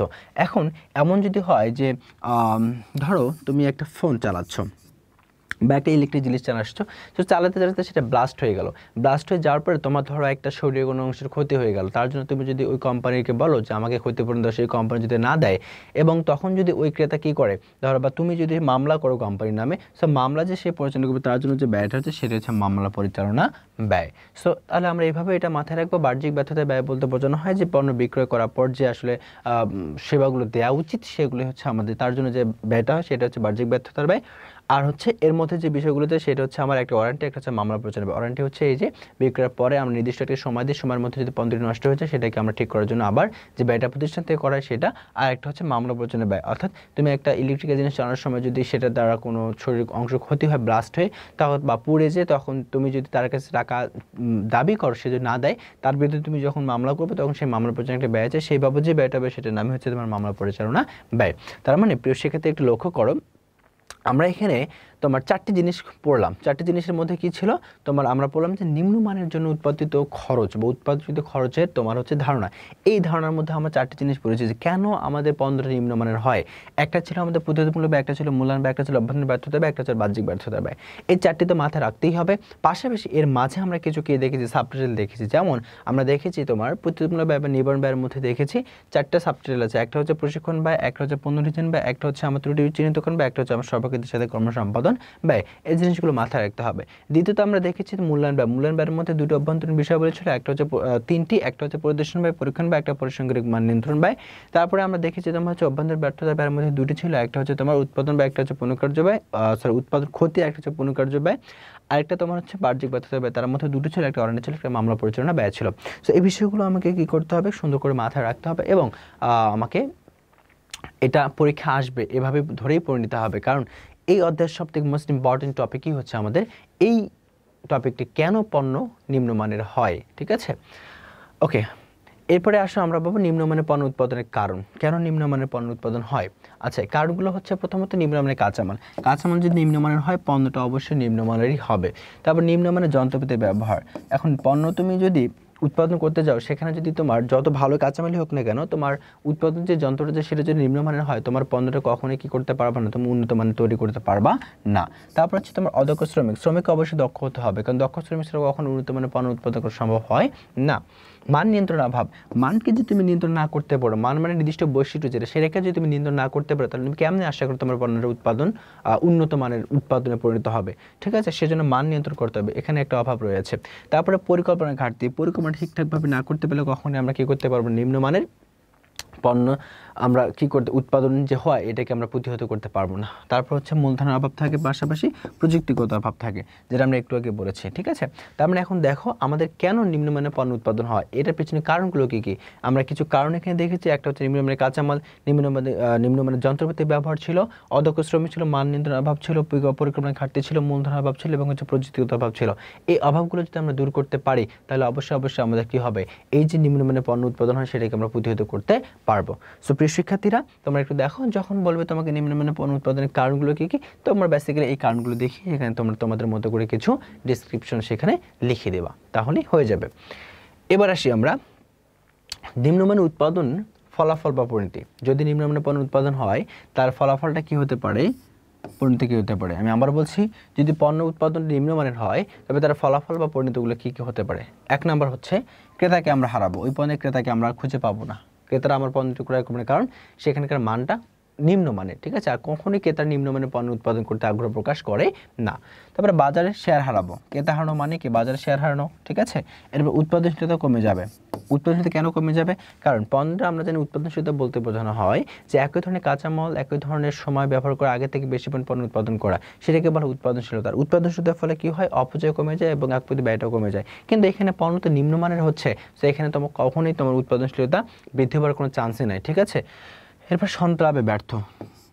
অবশ্যই তুমি প্রতিষ্ঠানের সনদ লাভে ব্যর্থ হবে যদি তুমি কি করো, তোমার পণ্যটা নিম্নমানের হয়। আচ্ছা, কেন সনদ বলতে কি বোঝানো হয়? দেখো, এখানে সনদ বলতে বোঝানো হয় বিভিন্ন সার্টিফিকেট আছে কোম্পানির, যে তারা ভালো করলে একটা তাদেরকে পুরস্কার হিসেবে এই সার্টিফিকেট তুলে দেওয়া হয় যে তোমার কোম্পানি এরকম ভালোভাবে কার্য পরিচালনা করছে, তার জন্য তোমার এটা প্রাপ্য, ঠিক আছে, একটা স্বীকৃতি স্বরূপ কিছু দেওয়া হয়, সেটাই হচ্ছে সনদ। সো সেই সনদ লাভে তুমি ব্যর্থ হবে, কারণ তোমার প্রতিষ্ঠানটা কখনোই সনদ লাভের যোগ্য না। কেন যোগ্য না? কারণ তোমার পণ্য তুমি নিম্নমানের তৈরি করো, সেটা তোমার ক্রেতারা হচ্ছে গ্রহণযোগ্যতা দেয় না। সো যখন ক্রেতারা গ্রহণযোগ্যতা দেবে তখন তোমাকে কীভাবে সনদ তারা দেবে, ঠিক আছে? যখন সনদ দেবে তখন তোমাকে অবশ্যই প্রতিষ্ঠানের পণ্য উৎপাদনটা অনেক উন্নত মানের করতে হবে, ক্রেতার সন্তুষ্টিজনকভাবে করতে হবে, বাজারের চাহিদা সৃষ্টি করার মতো করতে হবে। এরপর হচ্ছে প্রতিরোধমূলক ব্যয় বেড়ে যাওয়া। প্রতিরোধমূলক ব্যয় বেড়ে যাওয়া মানে কি? প্রশিক্ষণ ব্যয় বেড়ে যাওয়া, তারপর তোমার হচ্ছে স্বল্পকারীদের সাথে সম্পর্কজনিত ব্যয় বেড়ে যাওয়া, পুনরুজ্জীবন ব্যয় বেড়ে যাওয়া, এই দিতে ব্যয়গুলো হচ্ছে বেড়ে যায়। তারপর অভ্যন্তরীণ ব্যর্থতা ব্যয় বেড়ে যাওয়া। অভ্যন্তরীণ ব্যর্থতা ব্যয় বেড়ে যাওয়া বলতে বোঝানো উৎপাদন ক্ষতি বৃদ্ধি পাওয়া, তারপর তোমার হচ্ছে তোমার এখানে পুনর্কর্য ব্যয় বৃদ্ধি পাওয়া। তার মানে এই হচ্ছে আমাদের ফলাফল বা পরিণতি, যে পণ্য যদি উৎপাদনটা যদি নিম্নমানের হয় তাহলে তার ফলাফলটা কি হতে পারে? 1 নম্বর হতে পারে ক্রেতা হারানো, 2 নম্বর হতে পারে শেয়ার বাজার হারানো, 3 নম্বর হতে পারে উৎপাদনশীলতা কমে যাওয়া, সনদ লাভে ব্যর্থ, প্রতিরোধমূলক ব্যয় বেড়ে যাওয়া, তারপর হচ্ছে অভ্যন্তরীণ ব্যর্থতার ব্যয়টাও বেড়ে যাওয়া। মান নিয়ন্ত্রণের ধারণা। এবার আসি, মান সম্পর্কিত আমরা একটু ধারণা পড়েছি, কিন্তু মান নিয়ন্ত্রণ সম্পর্কিত আমরা পড়ি নাই, ঠিক আছে? আমরা শুধুমাত্র মান কাকে বলে সেই সম্পর্কে ধারণা পেয়েছিলাম। আচ্ছা, মান কাকে বলে? মান হচ্ছে একটা নির্দিষ্ট বৈশিষ্ট্য যা ওই পণ্যর ক্রেতাকে ক্রয় করতে আকৃষ্ট করে। আচ্ছা, এবার আমরা বলবো মান নিয়ন্ত্রণ, অর্থাৎ এখানে মান প্লাস নিয়ন্ত্রণ দুটি শব্দ আছে। সো মান বলতে আমরা জানি, নিয়ন্ত্রণ বলতে আমরা কি জানি? নিয়ন্ত্রণ বলতে জানি যে নিয়ন্ত্রণ করা, যদি আমরা কোনো ত্রুটি ধরা পাই সেটাকে উদ্ঘাটন করা এবং সেটাকে সংশোধনমূলক অবস্থায় নিয়ে যাওয়া, এটাই তো নিয়ন্ত্রণ। হ্যাঁ, এবার আসো, ভোক্তার প্রত্যাশা অনুযায়ী পণ্য উৎপাদিত হচ্ছে কিনা তা পর্যবেক্ষণ করা এবং কোনো বিচ্যুতি দেখা দিলে তার সংশোধন ব্যবস্থা করা, যেটি উৎপাদন ব্যবস্থার একটি গুরুত্বপূর্ণ কাজ। আর এই যে আমরা এখানে দেখছি যে প্রত্যাশা অনুযায়ী পণ্য উৎপাদন হচ্ছে কিনা তা পর্যবেক্ষণ করা এবং কোনো বিচ্যুতি দেখা দিলে তার সংশোধনের ব্যবস্থা করা, এইটাই হচ্ছে আমাদের মূলত কি? নিয়ন্ত্রণ। এটাই হচ্ছে আমাদের নিয়ন্ত্রণ। আচ্ছা, এবার মান হচ্ছে কি? পণ্যের নির্দিষ্ট গুণগত বৈশিষ্ট্য। তাহলে মান হচ্ছে পণ্যের নির্দিষ্ট গুণগত বৈশিষ্ট্য, আর নিয়ন্ত্রণ হচ্ছে কি? আমাদের নির্ধারিত মান হচ্ছে কাজ হচ্ছে কিনা তার তদারকি করা। এই দুটো বিষয়কে, অর্থাৎ মান এবং নিয়ন্ত্রণ, এই দুটি বিষয়কে অ্যাডজাস্ট করে আমাদের কি করা হয়েছে? মান নিয়ন্ত্রণ টার্মটি নিয়ে আসা হয়েছে। এবার আসি মান নিয়ন্ত্রণের উদ্দেশ্য, কেন আমরা মান নিয়ন্ত্রণ করব? আচ্ছা, মান নিয়ন্ত্রণের উদ্দেশ্য হচ্ছে প্রথমত মান প্রতিষ্ঠা করা। যদি তুমি মানকে প্রতিষ্ঠা করতে চাও তোমার অবশ্যই নিয়ন্ত্রণ সেখানে লাগবে। শুধুমাত্র মান রাখলেই হবে না, এমন যদি হয় আমি মান রাখছি ঠিকঠাক বাট সাথে নিয়ন্ত্রণ নাই, তাহলে কখনোই সেটাকে আমি ধারাবাহিকতা বজায় রাখতে পারবো না। সো আমরা মান নিয়ন্ত্রণের প্রধান উদ্দেশ্য থাকছে মান প্রতিষ্ঠা করা, পাশাপাশি থাকছে উৎপাদন পরিকল্পনা সঠিক বাস্তবায়ন করা, পাশাপাশি থাকছে উৎপাদনের গতি বজায় রাখা, অপচয় রোধ করা, মান সংরক্ষণ এবং হচ্ছে মান সচেতনতার উন্নয়ন। সো এই বিষয়গুলো আমাকে জানতে হবে যে মান নিয়ন্ত্রণের উদ্দেশ্যগুলো কি, কেন আমরা মান নিয়ন্ত্রণ করি। তার কারণ আমরা মানকে প্রতিষ্ঠা করতে পারি, উৎপাদন পরিকল্পনা সঠিক বাস্তবায়ন করতে পারি, উৎপাদনের গতিটা বজায় রাখতে পারি, অপচয়টা রোধ করতে পারি, মানটাকে সংরক্ষণ করতে পারি চাইলে, এবং মান সচেতনতার উন্নয়নটাও করতে পারি। এই উদ্দেশ্যগুলো, এই কাজগুলোর জন্য আমরা মান নিয়ন্ত্রণ করি। মান নিয়ন্ত্রণের উদ্দেশ্য হচ্ছে আমাদের এই কাজগুলো, ঠিক আছে? ওকে, এবার আসে মান নিয়ন্ত্রণের গুরুত্ব, সুবিধা বা হচ্ছে উপকারিতা। এক কথায় বলতে পারি যেটা নিয়ন্ত্রণের গুরুত্ব সেটাকে সুবিধা বলা যাবে, সেটাকে আমরা উপকারিতা বলতে পারবো, ঠিক আছে? কি কি হতে পারে? মান নিয়ন্ত্রণের ফলে আমরা উন্নত পণ্য ডিজাইন পাচ্ছি, তারপর হচ্ছে উৎপাদন ব্যয়টা আমরা কমিয়ে ফেলতে পারছি, তারপর হচ্ছে উৎপাদন বেড়ে যাওয়া, তারপর হচ্ছে ক্রেতার সন্তুষ্টি অর্জন করা, মুনাফা বাড়ানো, এই বিষয়গুলো আমরা পাচ্ছি। মান নিয়ন্ত্রণের গুরুত্ব এগুলোকে বলতে পারি, সুবিধা বলতে পারি, উপকারিতা বলতে পারি। তো আসো দেখি এই বিষয়গুলো সম্পর্কে একটু আলোচনা করা যাক। প্রথমে আসে উন্নত পণ্য ডিজাইন। কীভাবে মান নিয়ন্ত্রণের মাধ্যমে আমরা উন্নত পণ্য ডিজাইন করতে পারি? আচ্ছা, মান বলতে বোঝানো হয় যে এক নির্দিষ্ট বৈশিষ্ট্য যা ওই পণ্যের ক্রেতাকে আকৃষ্ট করে। এখন আকৃষ্ট করতে হলে অবশ্যই সেই মানটাকে গুণগত সম্পন্ন হতে হবে। আচ্ছা, এখন যদি গুণগত সম্পন্ন আমার মানটা হয় তাহলে পণ্য ডিজাইনটা অবশ্যই উন্নত হবে। এটা তো আমরা বুঝতেই পারছি যে মান যদি উন্নত হয় পণ্য ডিজাইন কিন্তু কখনোই নিম্নমানের হবে না।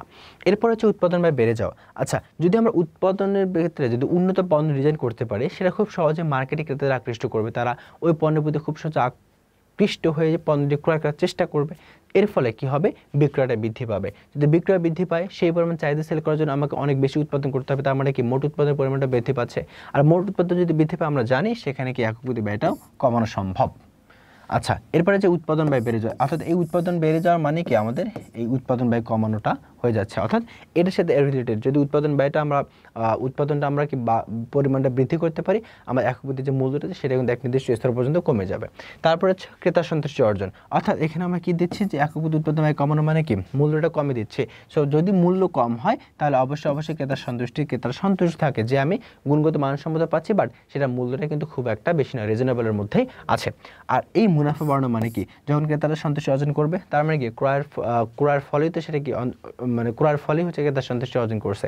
সে যত পরিমাণ ক্রয় করবে উৎপাদকের প্রতিষ্ঠান তত পরিমাণ মুনাফা করবে। এই তো এগুলোকে আমরা বলতে পারি, একই সাথে গুরুত্ব বলতে পারি, একই সাথে সুবিধা বলতে পারি, চাইলে একই সাথে উপকারিতাও বলতে পারি। এরপরে আসে হচ্ছে মান নির্ধারণের বিবেচ্য বিষয়। মান নির্ধারণ করতে গিয়ে কি বিষয়কে আমরা বিবেচনায় রাখতে হবে। প্রথমটি হচ্ছে আমার বাজার কি চায়, কি ধরনের মান চায়, সেই ধরনের মান আমাকে রাখতে হবে। বাজারের উপর ডিপেন্ড করে আমাকে মানটা নির্ধারণ করতে হবে। বাজারের চাহিদা ব্যতীত, ক্রেতাদের চাহিদা ব্যতীত আমি মান নির্ধারণ করলে কখনোই সে মানটা প্রতিষ্ঠিত করতে পারবো না। সো অবশ্যই মান নির্ধারণ ক্ষেত্রে প্রথম বিবেচ্য বিষয় আমরা রাখবো, সেটা হচ্ছে বাজার কী ধরনের ক্রেতা আছে, তারা কী ধরনের মান প্রত্যাশা করে, সেই মানটাকে আমাকে রাখতে হবে। দ্বিতীয় হচ্ছে জনশক্তি হচ্ছে আমার বাজারে বড় একটি অংশ। সেই জনশক্তিকে আমাকে জানতে হবে, জনশক্তি কী চায় তাদেরকে সেই অনুযায়ী আমাকে দিতে হবে। তারা কোন ধরনের গুণগত মানসম্মত পণ্য চায়, তাদেরকে সেই ধরনের গুণগত মানসম্মত পণ্য আমাকে ব্যয় করতে হবে। অর্থ বলতে মান নির্ধারণের ক্ষেত্রে এমন করা যাবে না যাতে আমার অর্থের ব্যবহারটা অনেক বেশি হয়ে যায়, এবং অর্থের ব্যবহার বেশি হলে কি হবে, আমার পণ্যের মূল্যটাও বৃদ্ধি পাবে।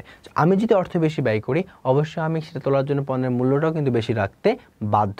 সো এই জিনিসটা করা যাবে না। তারপরে সঠিক ব্যবস্থাপনা ঠিকঠাক করতে হবে, কাঁচামালটা সঠিকভাবে ক্রয় করতে হবে, এবং সেখানে উন্নত যন্ত্রপাতি কী করতে হবে, আমাকে ব্যবহার করতে হবে। সো মান নির্ধারণের ক্ষেত্রে বিবেচ্য বিষয়গুলো হচ্ছে আমাদের প্রথমে দেখতে হবে বাজার কেমন, জনশক্তি কী চায়, অর্থ আমার ব্যয় কম করতে হবে। আমি যদি অর্থ ব্যয় কম করে পণ্যের মূল্যটা আমি কম রাখতে পারবো। ব্যবস্থাপনাটা ভালো করে করতে হবে, কাঁচামালটা সুন্দরভাবে ক্রয় করতে হবে, উন্নত মানের বা উত্তম কাঁচামাল ক্রয় করতে হবে।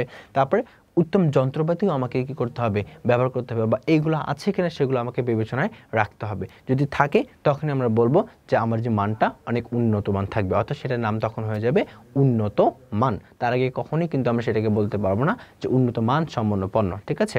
তখন সেটা সবসময় নিম্ন মান সম্মত পণ্যই থেকে যাবে। ওকে, এবার আসি হচ্ছে মান নির্ধারণের ক্ষেত্রে পদক্ষেপ। আচ্ছা, মান নির্ধারণের ক্ষেত্রে পদক্ষেপ বলতে পারি, এটাকে প্রক্রিয়া বলতে পারি। সো মান নির্ধারণের প্রক্রিয়া মূলত আমরা জানি তোমার হচ্ছে 6টি। একটি হচ্ছে প্রথমে ক্রেতাকে মূল্যায়ন করতে হবে। তুমি যখন মান নির্ধারণ করবা, কার উপর ডিপেন্ড করে মানটা নির্ধারণ করবা? আমরা একটু আগে মান নির্ধারণ বিবেচ্য বিষয় পড়েছি বাজার, তারপরে জনশক্তি, তারা কারা, বাজারে কারা থেকে, জনশক্তি থেকে, তারা হচ্ছে তোমার ক্রেতা। সো ক্রেতাকে প্রথমে কি করতে হবে, আমার মূল্যায়ন করতে হবে। দেন সুযোগ সুবিধা মূল্যায়ন করতে হবে। ক্রেতাকে মূল্যায়ন করার পর তাদেরকে কী ধরনের সুযোগ সুবিধা দিতে চাই, আমরা দিতে পারবো, সেই সুযোগ সুবিধাগুলো আমরা মূল্যায়ন করব। তারপর পরীক্ষামূলক আমরা একটা মান নির্ধারণ করব, ঠিক আছে? এই যে ক্রেতাকে মূল্যায়ন করছে, তারা কী ধরনের সুযোগ সুবিধা চায়, আমরা কী ধরনের দিতে পারবো, তার উপর ডিপেন্ড করে আমরা পরীক্ষামূলক একটা মান নির্ধারণ করছি। সো মানটা নির্ধারণ করার পর আমরা নির্ধারিত মানের প্রচার করব, যে আমরা এই মানটা পণ্যের মধ্যে রাখবো, সেটা আমরা প্রচার করব। সেই প্রচার করার পর আমার গ্রহণযোগ্যতা নিরূপণ করব, যে এই প্রচার অনুযায়ী মানুষ কতটা ভালো ফিডব্যাক দিচ্ছে, কতটা ভালো গ্রহণযোগ্যতা দিচ্ছে, সেটা আমরা কি করব, নিরূপণ করব। এরপরে যদি আমরা দেখি যে না, সেটা ভালো পরিমাণ ফিডব্যাক দিচ্ছে আমাদেরকে, তখন আমরা সেই পণ্যটা বা সেই মানটাকে চূড়ান্ত মান নির্ধারণ করব, বা চূড়ান্ত মান হিসেবে নির্ধারণ করে সেই অনুযায়ী আমরা পণ্যটা উৎপাদন করব। আশা করি বুঝতে পেরেছো। আমি আবার বলছি যে মান নির্ধারণের পদক্ষেপ বা প্রক্রিয়া টোটাল 6টি ভাগে আমরা বিভক্ত করতে পারি। একটি প্রথমে ক্রেতাকে মূল্যায়ন করা। আচ্ছা, মূল্যায়ন যে মান নির্ধারণ করব, কাদের উপর ডিপেন্ড করে মান নির্ধারণ করব, আমরা ক্রেতার উপর। একটু আগে যখন বিবেচ্য বিষয়ে পড়েছি তখন সেখানে বাজার ছিল, সেখানে জনশক্তি ছিল, তারা কারা, তারা হচ্ছে অবশ্যই ক্রেতা। সো প্রথমে ক্রেতাকে মূল্যায়ন করতে হবে, তারপর আমাদের আসতে হবে সুযোগ সুবিধা মূল্যায়ন। ক্রেতা কী ধরনের সুযোগ সুবিধা চায়, আমরা তাদের কী ধরনের সুযোগ সুবিধা দিতে পারবো, সেটাকে মূল্যায়ন করার পর আমাকে পরীক্ষামূলক একটা মান নির্ধারণ আসতে হবে, এবং সেইটাকে আমাকে প্রচার করতে হবে যে আমি এই মানটা নির্ধারণ করেছি, আপনাদের চাহিদা অনুযায়ী সাথে মিল রেখে আমরা এটা করেছি, আমরা সেটা প্রচার করে দেবো। তারা তখন সেটাকে যাচাই বাছাই করে যদি তারা মনে করে যে না ঠিক আছে আমাদের চাহিদার সাথে মিল আছে, তখন আমাকে দেখতে হবে যে কতটুকু মিল আছে, সেই গ্রহণযোগ্যতা আমাকে নিরূপণ করতে হবে। করার পর যদি দেখি না এই গ্রহণযোগ্যতা ঠিক আছে আমার জন্য, তখন আমি চূড়ান্ত পরিমাণে মানটা নির্ধারণ করে ফেলবো, তার আগে কখনোই করবো না। যদি না হয়, যদি এখানে আমার গ্রহণযোগ্যতা নিরূপণটা অনেক কম হয়, তখন আবার আমার প্রথম ধাপে থেকে শেষ ধাপ পর্যন্ত আসতে হবে। ঠিক আছে, এই প্রক্রিয়াটা চলমান তখন থাকবে। এবার সে মান নিশ্চিতকরণ।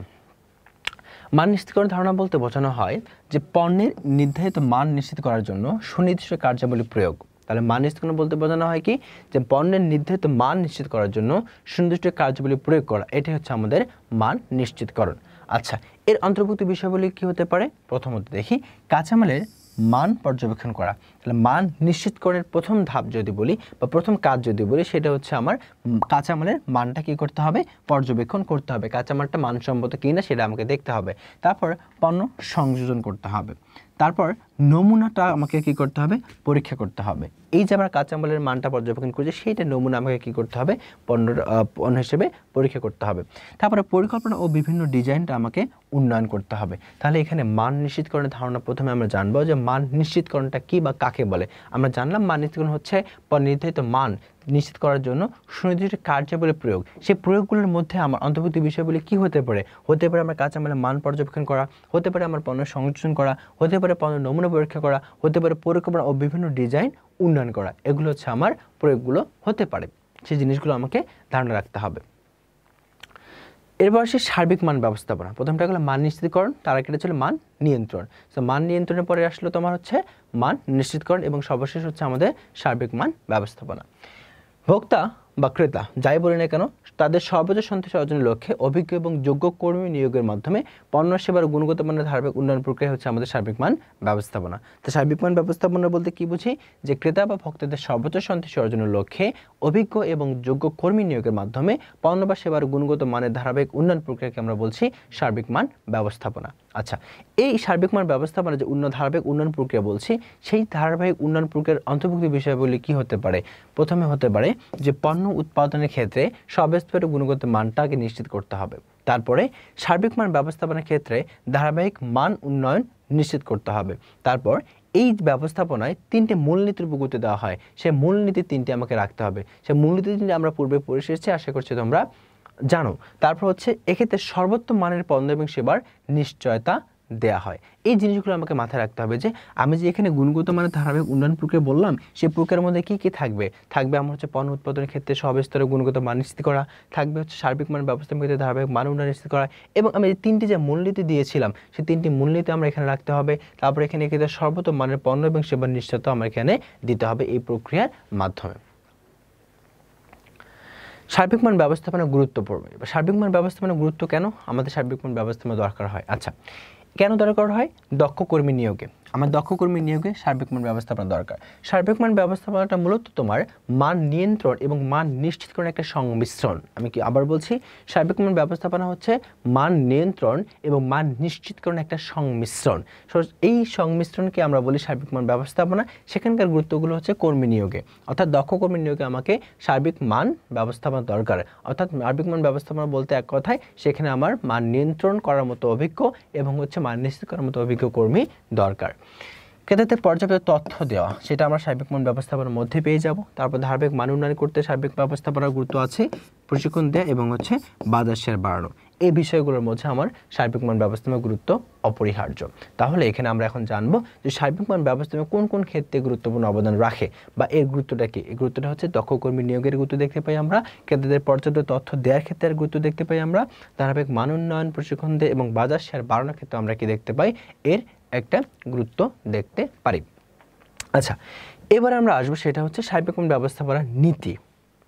সার্বিক মান ব্যবস্থাপনার নীতি হচ্ছে আমার প্রথমত ক্রেতা বা ভোক্তার সন্তুষ্টি, এটা হচ্ছে প্রথম নীতি। আচ্ছা, সার্বিক মান ব্যবস্থাপনারই শুধুমাত্র নীতি নয়, এটি পুরো বিপণনের নীতি যে আমাকে কি করতে হবে? ক্রেতা বা ভোক্তার সন্তুষ্টি অর্জন করতে হবে। দ্বিতীয়ত কর্মী সংশ্লিষ্টতা থাকতে হবে। দ্বিতীয়ত কি থাকবে? কর্মী সংশ্লিষ্টতা থাকবে। তৃতীয়ত হচ্ছে পণ্যের ধারাবাহিক মান উন্নয়ন। মূলত হচ্ছে আমাদের এই তিনটি হচ্ছে আমাদের ব্যবস্থাপনা নীতি। আমরা এখানে যে তিনটি নীতির কথা বলেছিলাম, যেখানে তিনটি নীতিকে আমার কি করতে হবে, গুরুত্ব দিতে হবে, সেই তিনটি নীতি কি হচ্ছে, এই তিনটি নীতি। একটি হচ্ছে প্রথমে আমাদের কি তার সন্তুষ্টি বা ভোক্তার সন্তুষ্টি অর্জন করা, কর্মীর সংশ্লিষ্টতা এবং পণ্যের ধারাবাহিক উন্নয়নটা মানটা হচ্ছে বজায় রাখা। পাশাপাশি আমাদের অতিরিক্ত যদি আমরা নীতি বলতে যাই বা বের করতে পারি আমরা বিশ্লেষণের মাধ্যমে, সেটা হচ্ছে আমার পণ্যের আকর্ষণীয় ডিজাইন এবং হচ্ছে অভিজ্ঞ কর্মী নিয়োগ, এই দুটো। অথচ বাট আমাদের হচ্ছে সার্বিক ব্যবস্থা নীতি মূল নীতি তিনটা হচ্ছে এটা। একটা হচ্ছে ভোক্তা বা ক্রেতার সন্তুষ্টি, দ্বিতীয় হচ্ছে কর্মীর সংশ্লিষ্টতা এবং তৃতীয় হচ্ছে তোমার পণ্যের ধারাবাহিক মানটাকে বজায় রাখা। আচ্ছা, এবার আসি আমরা বিএসটিআই। তার মানে এখানে দেখো, আমরা প্রথমে এতক্ষণ যা পড়লাম তার মধ্যে ছিল প্রথমে মান কাকে বলে, মান পড়লাম। তারপরে হচ্ছে মান ব্যবস্থাপনা সম্পর্কে আমরা পড়েছি। এরপরে পণ্যের নিম্নমানের কারণগুলো কী কী হতে পারে সেটা আমরা পড়েছি।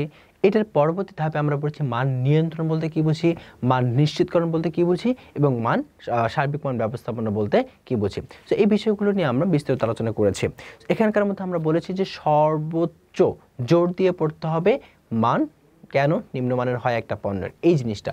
এটা হচ্ছে মূল ফোকাসিং পয়েন্ট হচ্ছে আমাদের এই অধ্যায়ের থেকে। অনেক ইম্পর্টেন্ট একটা টপিক, যেটা কখনোই আমাকে ইগনোর করা যাবে না। সেখানে আমরা 4টা ধাপ দেখেছি, সেই 4টা ধাপকে আমাকে খুব সুন্দরভাবে পড়তে হবে। 4টা ধাপের মাঝে আবার কিছু সাবজেক্ট আছে, সেটাও আমাকে দেখতে হবে। এরপর আমরা দেখবো সেটা হচ্ছে এখন বিএসটি সম্পর্কে ধারণা। বিএসটি হচ্ছে কি, তোমার বাংলাদেশ স্ট্যান্ডার্ড তোমার হচ্ছে ইনস্টিটিউট। আচ্ছা, এবার আসি এই বিএসটিআই, আমরা যেটাকে বললাম বিএসটিআই। আচ্ছা, এই বিএসটির ধারণা সম্পর্কে আমার জানতে হলে আমাকে জানতে হবে, অর্থাৎ ধারণা কথাটি মানে কি, যে বিএসটি যে আমরা বললাম এটা কোথা থেকে কীভাবে সৃষ্টি হয়েছে, কোথা থেকে আসছে না আসছে, এই সমস্ত বিষয়গুলোকে বলা হয় ধারণা। তো সেই ধারণাগুলো এখন আমরা উন্মোচন করার চেষ্টা করছি। আসো, প্রথমত হচ্ছে আমরা জানবো যে পণ্য বা সেবার মাধ্যমে ক্রেতাদের প্রত্যাশা পূরণ বা অতিক্রম করা হচ্ছে মান বা এক নির্দিষ্ট বৈশিষ্ট্যকে আমরা বলছি মান। এ মান যাচাই ও মানের সনদ দেওয়ার জন্য অনেক দেশে অনেক নিজস্ব কি আছে, প্রতিষ্ঠান রয়েছে। উক্ত কাজে নিয়োজিত বাংলাদেশি প্রতিষ্ঠানের নাম হচ্ছে আমাদের Bangladesh standard and testing institute, যেটাকে আমরা সংক্ষেপে বলি বিএসটিআই। বিএসটি ফুল ফর্ম হচ্ছে Bangladesh standard and testing institute. আচ্ছা, গণপ্রজাতন্ত্রী বাংলাদেশ সরকারের শিল্প মন্ত্রণালয়ের অধীনে, তাহলে এই বিএসটি কার অধীনে আছে মনে রাখবা, বিএসটি হচ্ছে শিল্প মন্ত্রণালয়ের অধীনে। BSTI Bangladesh standard and testing institute একটি স্বায়ত্তশাসিত প্রতিষ্ঠান। তাহলে বিএসটিআইটা কী ধরনের প্রতিষ্ঠান, একটা স্বায়ত্তশাসিত প্রতিষ্ঠান। মনে রাখো, আমি আবার বলছি, প্রথমত আসো যে মান বলতে আমরা কী বুঝি। মান আমরা বললাম যে একটা নির্দিষ্ট বৈশিষ্ট্য, এটা হচ্ছে মান, ঠিক আছে, নির্দিষ্ট বৈশিষ্ট্য। বাট মান বলতে আমরা আবারও বলতে পারি এটা যে প্রত্যাশা পূরণ এবং অতিক্রম কার, ক্রেতাদের, এটা হচ্ছে আমাদের মান। আর এই মানটা কখন ক্রেতাদের প্রত্যাশা পূরণ বা অতিক্রম করবে, যখন তার সঠিকতা ধরে রাখবে। সেই সঠিকতা ধরে রাখার জন্য অনেক দেশেই তাদের নিজস্ব কিছু প্রতিষ্ঠান আছে। ঠিক একইভাবে বাংলাদেশে একটা প্রতিষ্ঠান, তার নাম হচ্ছে বিএসটিআই, যেটা ফুল ফর্ম হচ্ছে Bangladesh standard and testing institute, যেটি হচ্ছে আমাদের শিল্প মন্ত্রণালয়ের অধীনে এবং এটি একটি স্বায়ত্তশাসিত প্রতিষ্ঠান। তৎকালীন পাকিস্তান সরকার দেশীয় পণ্য সামগ্রীর মান পরীক্ষার জন্য 1956 সালে, কত সালে, 1956 সালে, মাথায় রাখো এমসিকিউ পরীক্ষা আসে। তাহলে তৎকালীন পাকিস্তান সরকার দেশীয় পণ্য সামগ্রীর মান পরীক্ষার জন্য 1956 সালে ঢাকায় সেন্ট্রাল টেস্টিং ল্যাবরেটরি প্রতিষ্ঠা করেন। তাহলে এটা পূর্বের নাম কী ছিল, 1956 সালে সেন্ট্রাল টেস্টিং ল্যাবরেটরিজ প্রতিষ্ঠা করে। পরবর্তীতে 1971 সালে, তাহলে 1956 ছিল প্রথমে, সেখান থেকে কততে গেল, 1971 গেল। 56তে ছিল নাম কি, সেন্ট্রাল টেস্টিং ল্যাবরেটরিজ, সেটা 1971 সালে হয়ে গেল বাংলাদেশ স্ট্যান্ডার্ড ইনস্টিটিউট, অর্থাৎ এই নামটা তখন পরিবর্তন করা হলো। তাহলে প্রশ্ন আসতেই পারে যে বাংলাদেশ স্ট্যান্ডার্ড ইনস্টিটিউট বা সেন্ট্রাল টেস্টিং ল্যাবরেটরিজ এই নামটা পরিবর্তন কখন করা হয়, 1971 সালে। আচ্ছা, এরপরে হচ্ছে 1900 কত সালে, 85 সালে। তাহলে আমরা দেখলাম প্রথমে গেল 1956, তারপর হচ্ছে 1971, এই ধাপের পরে আসছে যে ধাপ, সেটা হচ্ছে 1985। এরপর 1985 সালে অধ্যাদেশ জারির মাধ্যমে বাংলাদেশ স্ট্যান্ডার্ড ইনস্টিটিউট নামে কি করা হয়, তাদের নামকরণ করা হয়। অর্থাৎ তখনই আমরা বলি সেটাকে বিএসটিআই। বিএসটিআই, বিতে বাংলাদেশ, হচ্ছে স্ট্যান্ডার্ড, টিতে হচ্ছে টেস্টিং, আইতে হচ্ছে ইনস্টিটিউট। ফুল ফর্ম হচ্ছে Bangladesh standard and testing institute. নাম দিয়ে কর্পোরেট বডিতে রূপান্তর করা হয়। তাহলে প্রশ্ন আসতেই পারে এখান থেকে, বিএসটিকে কখন কর্পোরেট বডিতে রূপান্তর করা হয়, 1985 সালে। কখন, 1985 সালে। এই প্রতিষ্ঠান দেশীয় উৎপাদিত পণ্যের মান ঠিক রেখে বাংলাদেশের অভ্যন্তরীণ এবং বৈদেশিক বাজার ধরে রাখার জন্য বর্তমানে কাজ করে যাচ্ছে। তাহলে প্রতিষ্ঠানের কাজটা কি? প্রতিষ্ঠানের কাজ হচ্ছে উৎপাদিত পণ্যের, কোন উৎপাদিত পণ্য? দেশীয় উৎপাদিত পণ্য, দেশে যে পণ্য উৎপাদন করা হয় সেই পণ্যের উৎপাদিত মানকে ধরে রাখার জন্য বাংলাদেশের অভ্যন্তরীণ এবং বৈদেশিক বাজারে কি করছে? বর্তমানে কাজ করে যাচ্ছে। তাছাড়া এই প্রতিষ্ঠানটি দেশীয় উৎপাদিত পণ্যের মান নিয়ন্ত্রণ ও পরীক্ষণের ক্ষেত্রে গুরুত্বপূর্ণ ভূমিকা রেখে চলেছে। বাংলাদেশে এটি একমাত্র মান নির্ধারণকারী জাতীয় প্রতিষ্ঠান। তাহলে আমাদের একমাত্র মান নির্ধারণকারী প্রতিষ্ঠান বাংলাদেশে যেটা সেটা হচ্ছে BSTI, Bangladesh standard and testing institute. এই প্রতিষ্ঠান দেশে উৎপাদিত যে কোনো পণ্য, পদ্ধতি বা সেবার মানটা কী করে থাকে? নির্ধারণ করে থাকে। অর্থাৎ আমরা একমাত্র ভরসা করতে পারি বিএসটিআই অনুমোদিত সম্পন্ন যে কোনো একটা পণ্য, ঠিক আছে।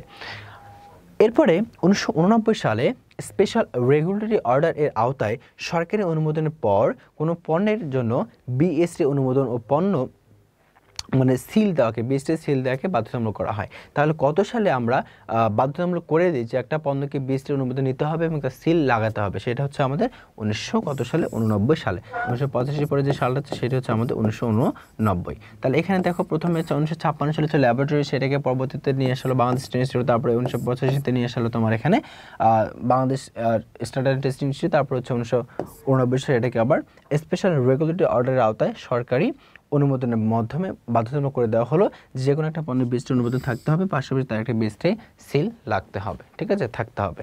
এই হচ্ছে আমাদের বিএসটিআই অর্থাৎ Bangladesh standard and testing institute সম্পর্কিত আলোচনা। আচ্ছা, এরপরে আসে বিএসটির উদ্দেশ্য। কেন বিএসটির দরকার? আমরা জানি মোট কথা একটু আগে বললাম যে বিএসটির কথা হচ্ছে মান নির্ধারণ করা, বা এই প্রতিষ্ঠানটি হচ্ছে মান নির্ধারণকারী একটি প্রতিষ্ঠান, সব মান নির্ধারণ করে তার উদ্দেশ্য। কিন্তু এর পাশাপাশি কী ধরনের মান সে নির্ধারণ করবে, কী ধরনের উদ্দেশ্য সে বজায় রাখবে, সেগুলো হচ্ছে প্রথমত পণ্যদ্রব্য ও প্রক্রিয়ার সাথে সম্পর্কিত মান নির্ধারণ করা, জাতীয় ও আন্তর্জাতিক পর্যায়ে এসব মানের ব্যবহার নিশ্চিত করা, শিল্প ও বাণিজ্য প্রমিতিকরণ এবং মান নিয়ন্ত্রণের উন্নতি সাধন করা, পণ্যের মান উন্নয়নে উৎপাদক ও ব্যবহারকারীদের প্রয়োগের মধ্যে সংযোগ স্থাপন করা এবং পণ্যদ্রব্য প্রক্রিয়াকরণের প্রয়োজন মান নিশ্চিত নিবন্ধনের ব্যবস্থা করা। তাহলে বিএসটির উদ্দেশ্যগুলো কী কী হতে পারে? একটি হচ্ছে পণ্যদ্রব্য ও প্রক্রিয়ার সাথে সম্পর্কিত মান নির্ধারণ করা, জাতীয় ও আন্তর্জাতিক পর্যায়ে এসব মানের ব্যবহার নিশ্চিত করা, শিল্প বাণিজ্য প্রমিতিকরণ বা মান নিয়ন্ত্রণের উন্নতি সাধন করা, পণ্যের মান নিয়ন্ত্রণে, মান উন্নয়নে উৎপাদক ও ব্যবহারকারীদের প্রয়োগের মধ্যে সংযোগ স্থাপন করা এবং সর্বশেষ পণ্যদ্রব্য প্রক্রিয়াকরণে প্রয়োজনে মান চিহ্ন নিবন্ধনের ব্যবস্থা করা। মান চিহ্ন নিবন্ধন, তিনটা জিনিস, মান চিহ্ন নিবন্ধন, এগুলোর কী করা? ব্যবস্থা করা। যে এটা হচ্ছে কার উদ্দেশ্য? আমার বিএসটিআই এর উদ্দেশ্য, বাংলাদেশ স্ট্যান্ডার্ড অ্যান্ড টেস্টিং ইনস্টিটিউটের পারপোজ। ওকে, এবার আসি এর কার্যাবলীগুলো কী কী, বিএসটি কী কী কাজ করে। বিএসটি কার্যাবলীর মধ্যে প্রথম কাজ হচ্ছে দেশের অভ্যন্তরীণ এবং আন্তর্জাতিকভাবে কাঁচামাল, পণ্য, কাঠামো এবং সেবার মান, আকার, আকৃতি নির্ধারণ করে এবং জনগণের কাছে তাদের সাধারণ গ্রহণযোগ্যতা নিশ্চিত করে। তাহলে প্রথম কাজটা কি? দেশের অভ্যন্তরীণ এবং আন্তর্জাতিকভাবে কাঁচামাল, পণ্য, কাঠামো এবং সেবার মান, আকার, আকৃতি নির্ধারণ করে এবং জনগণের কাছে তাদের সাধারণ গ্রহণযোগ্যতা নিশ্চিতকরণ করে। দ্বিতীয় কাজ হচ্ছে পণ্যের দৈর্ঘ্য, ওজন, পরিমাণ ইত্যাদি বিষয়ে মান নির্ধারণ এবং সরকারের কাছে এই বিষয়ে সুপারিশ উপস্থাপন করে বিএসটিআই। তৃতীয় কাজ করে তারা পণ্যের মান উন্নয়ন, মান নিয়ন্ত্রণ এবং শিল্প ও বাণিজ্যের ক্ষেত্রে তা সহজীকরণ। তারপরে পণ্য উৎপাদন প্রক্রিয়া এবং কার্যক্রম পরিদর্শন, পরীক্ষণ ইত্যাদি ব্যবস্থাকরণ। স্থানীয় ভোক্তা, আমদানিকারক বা রপ্তানিকারকদের জন্য পণ্যের কাঁচামাল এবং সেবার মান সম্পর্কে সনদ দেয়া। কাঁচামাল পণ্য কার্যাবলীর মান এবং কার্যপ্রক্রিয়ার মান উন্নয়নের জন্য উৎপাদনের প্রতিটি উৎপাদনের অপচয় কমানো। কাঁচামাল পণ্য কার্যাবলীর মান এবং কার্যপ্রক্রিয়ার মান উন্নয়নের জন্য উৎপাদনের প্রতিটি উপাদানের অপচয়টা কমানো। এইসব জিনিসগুলো কারা দেখে? বিএসটিআই দেখে। এছাড়াও বাংলাদেশের স্ট্যান্ডার্ড স্পেসিফিকেশন কর্তৃক নির্ধারিত পণ্য কার্যনীতি সম্পর্কে নির্ধারিত পন্থাসমূহের বাস্তবায়ন এবং তার প্রচার করার কাজটিও করে আমাদের বিএসটিআই। বাংলাদেশ সরকারের অন্য কোনো সংস্থা কর্তৃক নির্ধারিত বা আন্তর্জাতিক সংস্থা কর্তৃক নির্ধারিত পণ্যমানের পরীক্ষাকরণ, গ্রহণ এবং পরিচিতিকরণটাও করিয়ে দেয় বিএসটিআই। দেশীয় পণ্যের মান নির্দেশ করে এবং পণ্যের উপর মান চিহ্নটাও দিয়ে দেয় হচ্ছে আমাদের বিএসটিআই। পূর্বে দেওয়া মান চিহ্ন নবায়ন, সাময়িক বাতিল বা স্থায়ীভাবে বাতিলকরণ ইত্যাদি ক্ষমতা রাখে বিএসটিআই। বিএসটিআইকে কর্তৃক মান চিহ্নিতকরণ বা বিএসটিআই যে মানটা দেয় সেই বিএসটিআই কর্তৃক দেয়া মান চিহ্ন সংবলিত পণ্য উৎপাদনের স্থান পরিদর্শন, নমুনা সংগ্রহ, পরীক্ষণ এবং প্রয়োজনে আইনগত ব্যবস্থাও তারা কি করতে পারে, নিতে পারে। এবং লাস্ট হচ্ছে বিএসটিআই এর উদ্দেশ্যের সাথে সামঞ্জস্যপূর্ণ কাজ করে এমন কোনো ব্যক্তি, প্রতিষ্ঠান, সংস্থা বা আন্তর্জাতিক প্রতিষ্ঠানকে তারা সাহায্য সহযোগিতাও দিয়ে থাকে। সো মূলত এই কাজগুলো করে কে? এই কাজগুলো করে হচ্ছে আমার Bangladesh standard and testing institute. So এই কাজগুলো আমাদের জানতে হবে যে বিএসটিআই কোন কাজগুলো করে। আমরা জানি তো এক কথায় যে বিএসটিআই মান নির্ধারণের কাজ করে, বাট মান নির্ধারণের পাশাপাশি অন্যান্য আরও কাজ করতে পারে, সেই কাজগুলো আমরা দেখব। সো তোমরা এক নজরে এটা দেখে নেবে, চাইলে স্ক্রিনশট দিয়ে নিতে পারো পরবর্তীতে ভালোভাবে পড়ার জন্য। ওকে, এবার আসি বিএসটিআই এর সমস্যাবলী এবং সমাধান। বিএসটিআই এর সমস্যাগুলো কি এবং তার সমাধান কি হতে পারে? আচ্ছা, প্রথমত এই যে বিএসটিআই আছে, বাংলাদেশ স্ট্যান্ডার্ড টেস্টিং ইনস্টিটিউট আছে, সেখানে আসলে শিল্পপতিদের বিনিয়োগটা দেখা যায় না, ঠিক আছে? তারা বিনিয়োগকে অনাগ্রহ প্রকাশ করে। সো এটা একটা সমস্যা যে শিল্পপতিতে অনাগ্রহ এই বিএসটিআই এর প্রতি। তারপর মূলধনের অভাব আছে, তারপর জনবলের অভাব আছে, আধুনিক প্রযুক্তির অভাব এবং কারিগরি সাহায্যের অভাব। তাহলে এই যে শিল্পপতিতে অনাগ্রহ, মূলধনের অভাব, জনবলের অভাব, আধুনিক প্রযুক্তির অভাব এবং কারিগরি সাহায্যের অভাব, এগুলো হচ্ছে আমাদের বিইএসটির ক্ষেত্রে একটি সমস্যা সৃষ্টি করে। বাট এগুলোর সমাধান করার উপায় কি? সমাধানের উপায়গুলো হচ্ছে শিল্পপতির যে অনাগ্রহটা আছে সেখানে অনাগ্রহ না থেকে আগ্রহের পথে নিয়ে আসা, এটা। দ্বিতীয়ত হচ্ছে মূলধনের অভাব যেটা আছে সেটাকে দূর করা, অর্থাৎ মূলধনের অভাবটা দূর করতে হবে। জনবল অভাবটা পাশাপাশি কী করতে হবে? আমাদের দূর করতে হবে। এবং আধুনিক প্রযুক্তির যে অভাবটা আছে আমাদের দেশে সেটাকেও দূর করতে হবে। সেখানে প্রচুর ধরনের আমাদের কী করতে হবে? যত ধরনের আমাদের আধুনিক প্রযুক্তির দরকার তার সরবরাহ আমাকে দিতে হবে। এবং কারিগরি সাহায্য, আমার যে অভাবটা আছে দেশে সেটা আমাকে পূরণ করতে হবে। যত ধরনের কারিগরি সহায়তা আমরা পাবো, সাহায্য পাবো, আমাদের দক্ষ জনশক্তি তৈরি হবে, ঠিক আছে? সো এই যে কাজগুলো আছে, অর্থাৎ শিল্পপতির অনাগ্রহ ছিল, এটাকে আগ্রহী করে তুলতে হবে। মূলধনের অভাব ছিল, জনবল অভাব ছিল, আধুনিক প্রযুক্তির অভাব ছিল, কারিগরি সাহায্যের অভাব ছিল, সেগুলো দূর করতে হবে। তাহলে আমরা বলবো যে এই সমাধানগুলো আমরা খুব সহজেই পেয়ে যাব। অর্থাৎ যেগুলো সমস্যা তার বিপরীতে হচ্ছে আমাদের সমাধান। এবার সে আইএসও এর ধারণা। আচ্ছা, বিএসটি আমরা বললাম যে দেশীয় সংস্থা, বাট আইএসওটা কাজ করেছে ইন্টারন্যাশনাল, আন্তর্জাতিকভাবে। আইএসও কি? আইএসওর ধারণা আমরা একটু দেখব। আইএসও সম্পর্কে আমরা জানতে, আইএসও পুনর্বার আমরা প্রথমে জানবো। আইএসও হচ্ছে তোমার ইন্টারন্যাশনাল অর্গানাইজেশন ফর স্ট্যান্ডার্ডাইজেশন। আমি আবার বলছি, ইন্টারন্যাশনাল অর্গানাইজেশন ফর স্ট্যান্ডার্ডাইজেশন বা আইএসও হচ্ছে একসেট মানদণ্ড উদ্ভাবন করেন, যা আমাদের আইএসও 9000 সিরিজ নামে পরিচিত। তাহলে আইএসও কি? আইএসও হচ্ছে একসেট মানদণ্ড। সে কোন ধরনের মানদণ্ড তৈরি করে? সেটা হচ্ছে আইএসও 9000, এটা হচ্ছে তার একটা আইএসওর মানদণ্ড। আর আইএসওর পুনরূপ হচ্ছে ইন্টারন্যাশনাল অর্গানাইজেশন ফর স্ট্যান্ডার্ডাইজেশন। এটি হচ্ছে একটা মানদণ্ড, এক সেট মানদণ্ড উদ্ভাবন করে, যা আমরা প্রকাশ করেছি আমাদের কাছে আইএসও 9000 সিরিজ নামে। আইএসও 9000 সিরিজ হচ্ছে মূলত 5টি আমাদের হচ্ছে সনদ নিয়ে গঠিত হয়। তাহলে আমরা কি দেখছি? আইএসও 9000 যা আছে আমার এখানে, আমরা বললাম যে এক সেটের মানদণ্ড, সেটা হচ্ছে আইএসও 9000 সিরিজ। সেই সিরিজের মধ্যে আমার কয়টি মূলত সনদ আছে? 5টি সনদ আছে। আইএসও 9000, 9001, 9002, 9003 এবং হচ্ছে 9004। প্রথমে দেশে আইএসও 9000। আইএসও 9000 এর কাজ কি? এটি একটি পরিপ্রেক্ষিত দলিল যা অপরাপর মানদণ্ড নির্বাচনের জন্য নির্দেশনা দেওয়া হয়, অর্থাৎ এটি রুট দলিল হিসেবে কাজ করে। আইএসও 9000 কি বলবো? আইএসও 9000 হচ্ছে একটি পরিপ্রেক্ষিত দলিল যা অপরাপর মানদণ্ড নির্ধারণে কাজ করে। এটা হচ্ছে মূল দলিল। এটার উপর ভিত্তি করে আমরা আইএসও 9001, 9002, 9003, 9004 এগুলো আমরা কি করি? কাজগুলো নির্ধারণ করে দেই। এরপর আইএসও 9001 এর কাজ হচ্ছে, এটি এমন একটা মানদণ্ড যা মান সংক্রান্ত 20টি দিকের উপর কি করে? দৃষ্টিপাত করে। তাহলে আইএসও 9001টা হচ্ছে মান সংক্রান্ত কয়টি দিকের উপর দৃষ্টিপাত করে? 20টি দিকের উপর দৃষ্টিপাত করে। এবং আইএসও 9002 মূলত আইএসও 9001 এর মতোই, তবে এটা স্পেসিফিকভাবে হচ্ছে ডিজাইন নিয়ে কাজ করে। আইএসও 9002 হচ্ছে আইএসও 1000 এর মতোই মান নিয়েই কাজ করে, বাট এখানে 20টি না, শুধুমাত্র স্পেসিফিকভাবে পণ্য ডিজাইনটাকে নিয়ে এখানে কাজ করা হয়। আইএসও 9003 এটি হচ্ছে পরিধিতে খুবই সীমিত, ঠিক আছে? আইএসও 9003টা হচ্ছে আমাদের খুব একটা বিস্তৃত বসে দেখা যায় না, এটা পদ্ধতিতে খুবই সীমিত। এবং আইএসও 9004টা হচ্ছে অন্যান্য মানদণ্ড ব্যাখ্যা করার ক্ষেত্রে দিক নির্দেশনা দেয়। অর্থাৎ এই যে আইএসও 9001 আছে, 9002 আছে, 9003 আছে, এদিকে কী কী মানদণ্ড আমরা দিতে পারি আরও, সেটার ব্যাখ্যা এবং তার পরিবর্তনের দিক নির্দেশনা আমাদেরকে দিয়ে থাকে হচ্ছে আইএসও 9004। সো মূলত আইএসও 9000 আমাদের সেট ছিল আইএসও 9000 সিরিজ নামে। সেখানকার মধ্যে যে 5টি ছিল, 9000, 9001, 9002, 9003, 9004, তার কাজগুলো হচ্ছে এরকম যে 9000টা হচ্ছে আমাদের একটা মূল দলিল, এটা পরিপ্রেক্ষিত একটা দলিল যার সাহায্যে অপর কাজগুলো সংগঠিত হয়। আইএসও 9000 হচ্ছে এই 20টি মানদণ্ড নিয়ে কাজ করে। আইএসও 9002 হচ্ছে মূলত কোম্পানি ডিজাইন নিয়ে কাজ করে স্পেসিফিকভাবে।